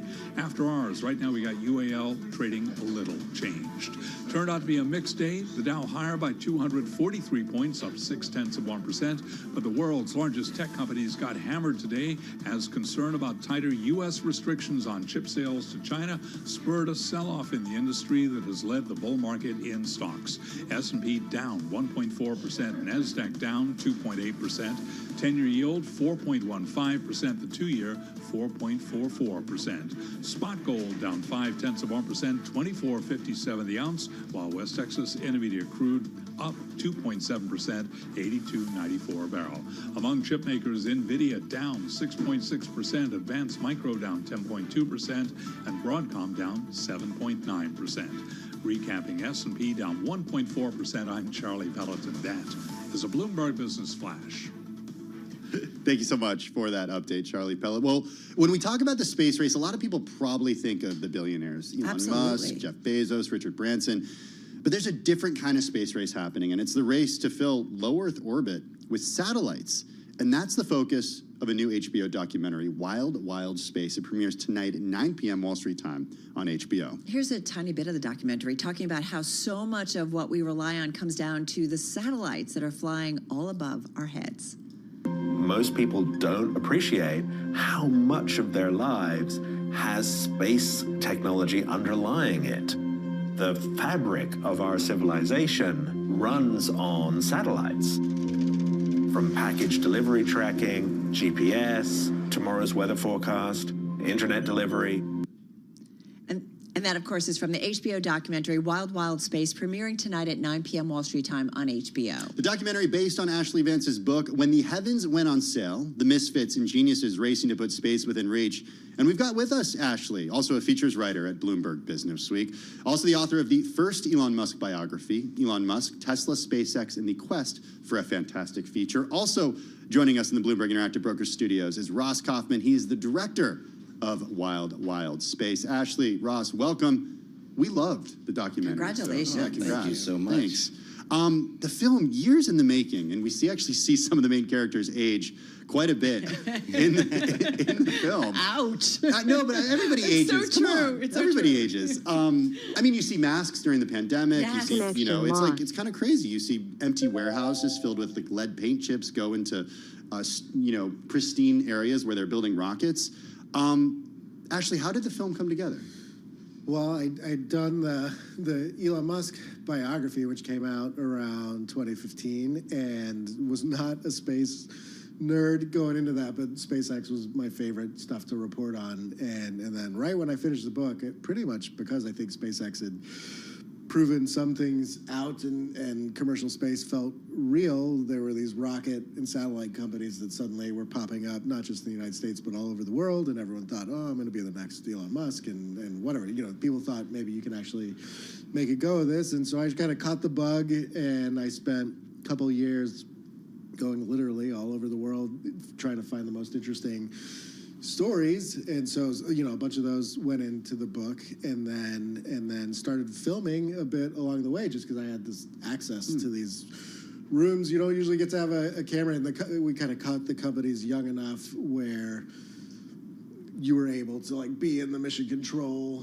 and film these things that you never ever get to see when a rocket blows up. And that's what I was amazed about. Yeah. I'm like, well, wait a minute, how the heck did they know? I was like, was the footage with somebody else? But you were filming it all along. Yeah, I mean, some of this, I credit the companies for giving us this access and taking this risk. Astra Space is one of the main companies in the film. The CEO, Chris Kemp, we had this arrangement early on when it was really 5 people in a garage. He said, look, if you want to go on this journey, you can tell the truth, whatever happens, good or bad, and come with us all the way to orbit for the first time. And that ended up being this very winding road. And to Chris's credit, he did let me do what he said. And you feel it. Ross, come on in. So how did you come into the picture? And when you also were able to finally like see some of the stuff that Ashley had, Yes. filmed, were you like, oh my God, a gift? Well, it was really, I mean, first of all, I got a call from HBO, and they said, hey, Ross, we have this documentary footage. It wasn't a documentary yet. It's footage that this author from Bloomberg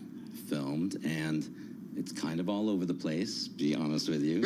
And they said, we'd love for you to come in, take a look at some of the footage, and then see if you feel like you can make a movie out of it in some way, shape, or form. And so I went in, and I didn't realize, no one had told me there was about 300 hours of footage. So it was I was like, okay, well, this is a bit more of a job than I thought. And so, but I screened the footage with my editor, and some of the footage was incredible. Yeah. I mean, being in those rooms where rockets crash, and it was incredible. And then some of the footage was really not.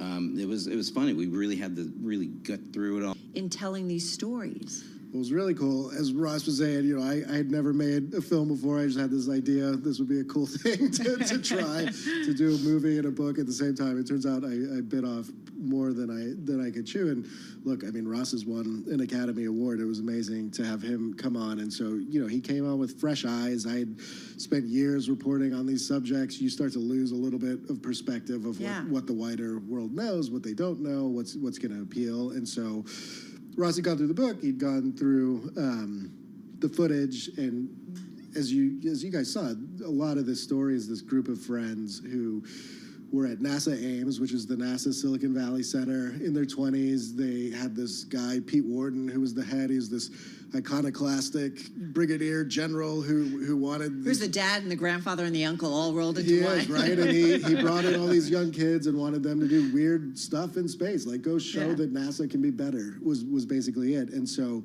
I think Ross, got into a lot of that part of the story, and that sort of ends up becoming the heart. And so, no, it was really gratifying to see it come out of the book and to see how another storyteller, what they were interested in and how they told it. Well, Ashley's certainly a prominent part of the film, but it also focuses on three founders. We've mentioned some of them: Peter Beck of Rocket Lab, Chris Kemp of Astra, and Will Marshall of Planet Labs. Coming in it from a perspective of somebody outside of the industry as a filmmaker, I mean, are there three more perfect characters who you could put on the screen and follow? I mean, these guys are so like... true. Truly. Well, it was for great. different reasons. Absolutely. But there's this unifying principle that we kind of came up with at a certain point very early on. And everything kind of fell into place. The principle was, like, I love found families. In all my films, they end up being these crazy families that are... And in this case, this Brigadier General, Pete Warden, brought in these young people, and they became this little found family. And I was like, that's kind of what I love. Like, and there was love there. Their friendship, there's love, and that's kind of a big part of this film. And people just have a great time. This is a really funny film. It's a bit of a romp. So bringing these people together, figuring out the characters, because Ashley's book it's got more than 3 or 4 characters. Right. You have like multiple characters and companies. So that was, just trying to figure out who do we follow? Well, that was the principle that we went with, and I think it worked. I do feel like the 3 main characters are kind of, Freudian id, ego, and superego, but we can talk about that in just a moment. Definitely archetypes, yeah. 30 seconds, and then we're going to come back and talk more. Did you guys agree, though, these were the 3 characters, these were the 3 companies you had to tell the story about? I think there were a lot of discussions along the way, but we never had really, I don't ever remember any fights or disputes or anything. Well, I'm just going to say very clearly, like, I had a couple of things going for me. 1, I knew nothing about space, and 2, Ashley's an incredible person to work with. And the book was amazing, so it was kind of seamless. All right, don't go anywhere. We're going to continue the conversation. We're going to stay with Ashley Vance, of course, feature writer here at Bloomberg Business Week. As you know, he's written the book on Elon Musk and more. And of course, the book, that of course now this new HBO documentary called Wild Wild Space is based on. We're going to come back with Ashley and also Ross Kaufman, who's the director of Wild Wild Space, which is making its debut this evening. Before that, though, a check on the latest world and national news. We got Amy Morris in the Bloomberg 99.1 newsroom in Washington, D.C. Hey, Amy. Hi, Tim. House Democrat Adam Schiff of California, just the latest Democratic voice to call for President Biden to bow out of the race for the White House. He had been critical of Biden's candidacy and any chances in recent weeks, but had stopped short of calling on Biden to step aside. Nearly two-thirds of Democrats now say President Biden should withdraw from the race and let the party select a different candidate. The new AP Nork Center for Public Affairs research poll finds only 3 in 10 Democrats are confident that Biden has the mental capacity to serve as president. Meanwhile, President Biden says he will reevaluate whether to stay in the race for the White House if a doctor tells him directly that he has a medical condition that makes that necessary. The president was on BET News. So I had some medical condition that emerged. If doctors came to me and said, you got this problem, that problem. But I made a serious mistake in the whole debate.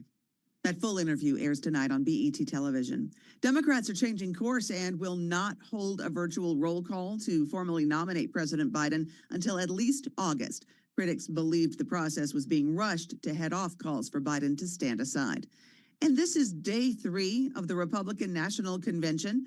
Tonight, Ohio Senator J.D. Vance will introduce himself to a national audience when he delivers his first speech as the vice presidential nominee for the Republican Party. Bloomberg's Anne-Marie Hordern.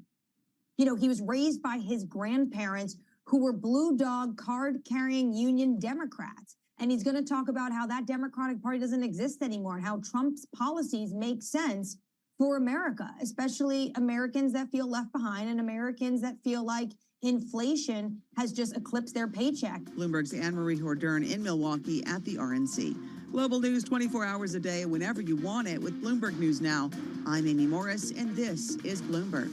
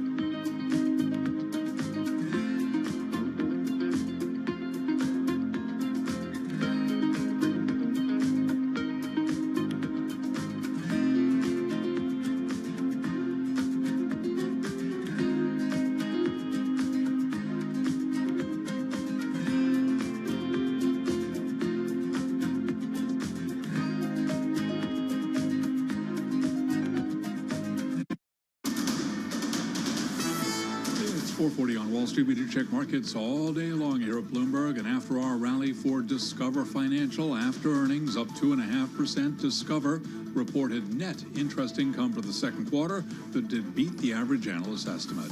United Airlines says third quarter profits going to fall short of Wall Street's expectations as carriers slash ticket prices to lure in domestic travelers, keeping even the industry's largest players from fully capitalizing on record summer travel. After hours, United now down by about 0.5%. World's largest tech companies got hammered today as concern about tighter U.S. restrictions on chip sales to China spurred a sell-off in the industry that has led the bull market in stocks. S&P today down 78, drop of 1.4%. The Dow up 243, up 0.6%. NASDAQ down 512, down 2.8%. 10-year 4.15%, the 2-year 4.43%. Gold down 0.5%, 24.58 the ounce. And West Texas Intermediate crude up 2.8%, 83.01 a barrel. Well, as for the overall market backdrop, specifically the rotation we're seeing, Callie Cox is Chief Market Strategist at Ritholtz Wealth Management. The rotation in small caps that we're seeing, I think, is a good thing. It's telling us that investors feel good about the economy. These smaller stocks are more exposed to the U.S. economy.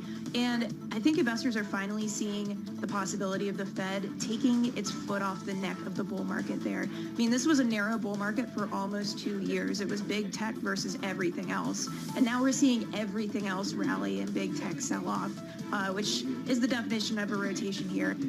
Callie Cox of Ritholtz Wealth Management, a guest right here on Bloomberg Business Week. Again, recapping stocks lower, S&P down 1.4%. I'm Charlie Pellet, and that is a Bloomberg Business Flash. Hey, thanks so much for that, Charlie Pelly. We're back talking with a couple of the folks behind Wild Wild Space. It's a new HBO documentary premiering at 9 p.m. tonight, Wall Street time on HBO. As we mentioned, the film follows entrepreneurs of 3 companies. One of those is Astra Space, and here's the co-founder of Astra, Chris Kemp, counting down to a launch. This is our last day in our launch window. We're going to get it this time. It's going to happen. All right. It's going to happen. I think so too. Counting down. 10, 9, 8, 7, 6, 5, 4, 3, 2, 1, go.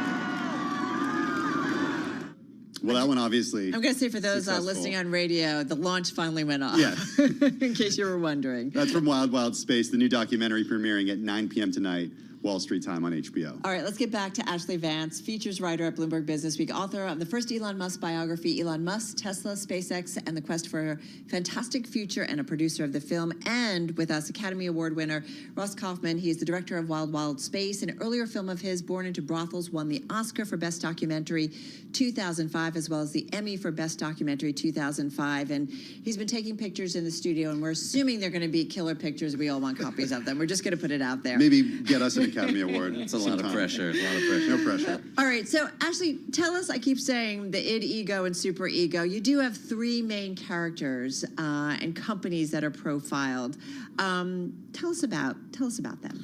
Yeah, well, Chris Kemp, who we got to see in the clip, I always thought of him as this archetype of Silicon Valley. Almost, he's this unbridled ambition, this person who will stop at nothing to achieve his goals. He's, as we mentioned in the film, he's a capitalist and quite driven. We have this guy, Will Marshall, who is the founder and CEO of Planet Labs. I've known him forever. We describe him as a space hippie in the film. I think that's fair. He's always tried, he kind of came from this university background where he was trying to do good in space. They've created all these imaging satellites that track rainforests and the movement of refugees and things like that. And then we've got Peter Beck, who comes from New Zealand. It's probably one of the most incredible stories you'll ever hear. He has no college education. He's self-taught in aerospace, which does not happen.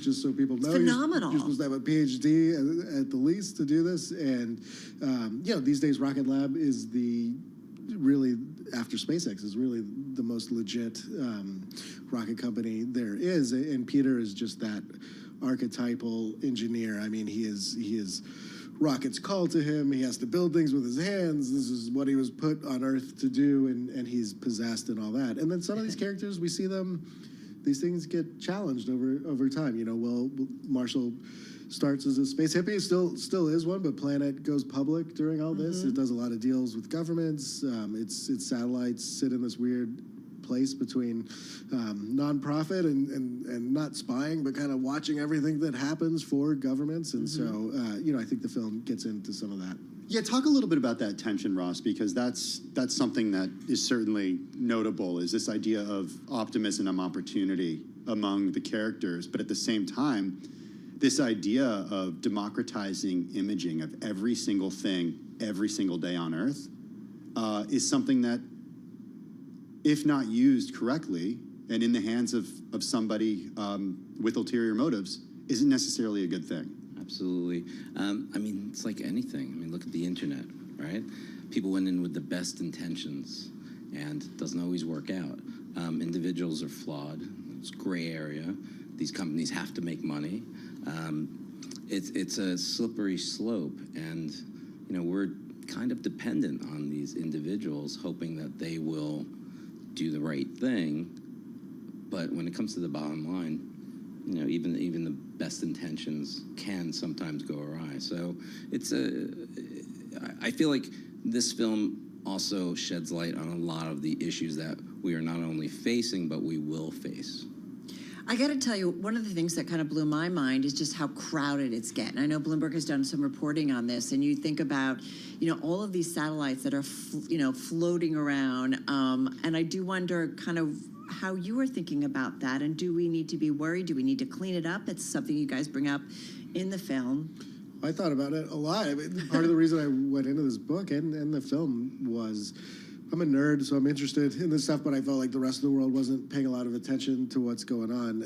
Again, I think the film is funny. I tend to be pretty optimistic about things, but we do raise these questions. Most people have not paid attention as we've gone from 2,000 satellites in orbit to very quickly 10,000, and we're heading to 100,000. There is... Because they're going up every day. They're going up, you know... Or often. It used to be a rocket went up once a month, and that was pretty good. And SpaceX is going almost every 2 days now. And we really are on this exponential curve with the number of satellites that are going up. So... the question is, you know, are humans, every time humans find some new place that's interesting, they want to go, usually some bad things start to happen pretty quickly, and this is our last, not even pristine anymore, but our last bit of new territory to barge into. And so, you know, are we going to repeat all the mistakes we've made here on Earth, or are we going to do something different? All these companies and governments and actors are incented to make this work, because the second something blows up and creates a bunch of debris, none of this stuff can operate. It's bad for everybody. But we have to be worried about that right now. If you think about defense, right? People make mistakes, and we show in the movie, you know, Russia. So Russia's the wild card in all this. Their space program's in the decline, but they're very proud nation, and they have this great space history. They shot a missile a couple of years ago at one of their own satellites, just to remind everybody that they can do that. And so yes, so people can have the best intentions, but that doesn't always mean it's going to work out well. What, after you coming in, Ross, as sort of a newbie when it comes to space, what was the thing that you took away that kind of keeps you up at night? There's so much. Happy Wednesday, everybody. Again, this idea of private individuals kind of pulling the strings. Listen, space debris. Just the idea that, I mean, I read the other day that if for some reason our internet goes out, we lose GPS, we lose satellites, there's no real backup plan. It's one of those things where who knows what could go down if, you know, one of these worst case scenarios happen. The fact that there's no real backup plan, that's kind of one of the most frightening things to me. Have you seen Leave the World Behind with Julia Roberts? Oh my God, yes, I love It's that. kind of when things go astray and all the Teslas It's not a documentary? are on the highway, all coming to one space. Those Teslas, yes, definitely see that movie. It just reminds us how dependent we are on all those satellites and all this connectivity. Do not go anywhere. We're going to wrap up with Ashley Vance and Ross Kaufman. Their new HBO documentary, Wild Wild Space, premiering tonight at 9 p.m. on HBO. You are listening and watching Bloomberg Business Week.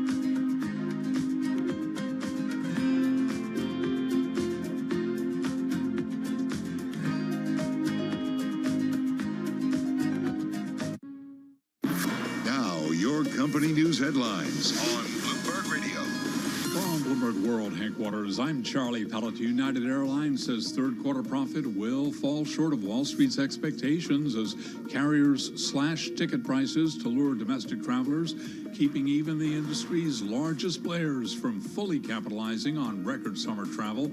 United echoes rival Delta in warning that price cuts by low-cost carriers struggling to fill an excess of seats this summer are weighing on the entire industry. UAL shares after hours, they're down now by roughly 0.5%. Johnson & Johnson's second quarter profit beat Wall Street projections on strong pharmaceutical sales as the company cut its full-year forecast to account for a spate of recent acquisitions. Joseph Walk is J&J's chief financial officer, and he was interviewed this morning on Bloomberg Television. We are very pleased with the second quarter performance. You know, we had 7%, better than 7% growth across the enterprise, almost 9% in our pharmaceutical unit. MedTech, we were hoping for a little bit better performance, but we've got growth acceleration plans for the back half of the year that we're very, very confident in. If you look, just based on, you know, apples being apples, we would have actually raised our guidance by about a nickel. But we've made some important acquisitions, the most notable of which is Shockwave, which incurred some financing costs. J&J's Joseph Walk, and today Johnson & Johnson was up by 3.7%. Roche Holding ADRs higher today after its experimental weight loss pill showed meaningful reduction in an early-stage study among obesity patients, setting up the Swiss drug maker as a challenger in the field. Today we had ADRs of Roche Holding advancing by 7.53%. And those are some of our top company stories at this hour. I'm Charlie Pellet, and this is Bloomberg. This is Bloomberg Business Week with Carol Messer and Tim Stenevec on Bloomberg Radio and Television. As we've been talking about Wild, Wild Space, the new HBO documentary premiering tonight, 9 p.m. tonight, Wall Street time on HBO. Let's get back to Ashley Vance, features writer at Bloomberg Business Week, producer of the film, also author of the first Elon Musk biography, Elon Musk, Tesla, SpaceX, and the Quest for a Fantastic Future. Academy Award winner Ross Kaufman, the director of Wild, Wild Space, also with us. Right here in our studio. We mentioned getting an Oscar for Best Documentary back in 2005, Born into Brothels, and an Emmy for Best Documentary in the same year. Hey, Ashley, I wanted to ask about Elon Musk because the film is not about Elon, but there are some references to him, and you see him a little bit. I was thinking, you know, with SpaceX being so successful at what these companies want to do, is there any chance that there's room for more than just SpaceX? Because make no mistake, they're the best at it. Yeah, it's an open question. I mean, they're the world's biggest rocket maker and the world's biggest satellite maker, so that's a problem for some of these other companies. Lots of people have tried. Look, Rocket Lab and Peter Beck in this film are very legit. They just had their 50th launch. They did that faster than SpaceX. They got to 50 faster. Do they become a Tesla? I mean, no, SpaceX, excuse me. They've got a long way to go. The next rocket they're trying to make is a very direct competitor to the Falcon 9. I have a ton of faith that Peter Beck will figure out whatever he puts his mind to, but SpaceX is clear the dominant force. I would say Rocket Lab. I would imagine that those two companies are the ones to stay for a long time. I am curious, when you guys do a documentary film like this, is it a 3 or 4 hour film and it gets cut down, or right from the get-go, Ross? You're keeping it kind of lean and mean. Well, I always like to kind of make a film whatever length it kind of needs to be. It sort of speaks to us in a way throughout the edit. But we knew very clearly this was a feature documentary, hover around 90 minutes. I always like to make it as short and effective and efficiently as possible. So there wasn't severe editing at the end? There's always severe editing every moment. But yeah, but we're like surgeons by the end. We're cutting out every frame, like every frame that makes sense to cut out. It's really, I love the process. We had an incredible editor, Patient Porter, on this film, my producer, Jay Callahan. It was just a great team, so. All right, just got about a couple minutes. I am curious, we are curious. What do you want people, or why do you want them to watch it, and what do you want them to take away? And let me go to you first, Ross. You know, I like to go into these movies without any really preconceived notions going in, and I don't even like to think about what people will take away from it at the end. I just want people to go in, see this movie, you know, try to just understand. And one of the things I like to do is just trick people into caring. Yeah. So in a way, through great characters, great stories, that's kind of what I love to do. And then the information and all, you know, all the different all the different issues and problems. Hopefully, through these characters, they will come to a place where they care about the issues that these characters care about. You told stories and you gave us a lot to care about. How about for you, Ashley? What do you want people to come away with? Well, look, for 60 years, space was dominated by a handful of governments. Almost any story you've ever seen about space revolves around that. It's some courageous pilot, it's some genius in a room solving a problem. Our film, I think, is the first to ever look at the reality of what space is like now, which is this is a business. It's full of real humans. There's struggle, there's comedy, there's tragedy, there's pride, there's ego, all of that. And so, you know, I really honestly, I cover this stuff all the time for many years. I think this is the first true look at what modern space looks like, and it's amazing. Modern space also means there's going to be a lot more companies. I mean, already there were a lot, right? Absolutely. We're kind of in this weird period where the first wave, there's a few going bankrupt, but there's already many, many rocket startups coming to replace them. And so, yeah, I mean, we're in the very first innings of where all this is going as far as commercial space is concerned. Well, congratulations, guys. Thank you Thanks so much. We enjoyed watching it, and good luck. And it's making its debut, Wild Wild Space, a new HBO documentary premiering 9 p.m. tonight, Wall Street time on HBO, so check it out, everybody. Yeah, the film based on Ashley Vance's book, When the Heavens Went on Sale, the misfits and geniuses racing to put space within reach. He's also a features writer at Bloomberg Businessweek. Also with us, Ross Kaufman, Academy Award winner, the director of Wild Wild Space. Check out the film tonight at 9 p.m. We watched, we loved. It's very, very good. Incredible. All right, everybody, that's going to do it for Business Week. I'm Carol Massar, along with Tim Stanovic. Balance of Power starts right now.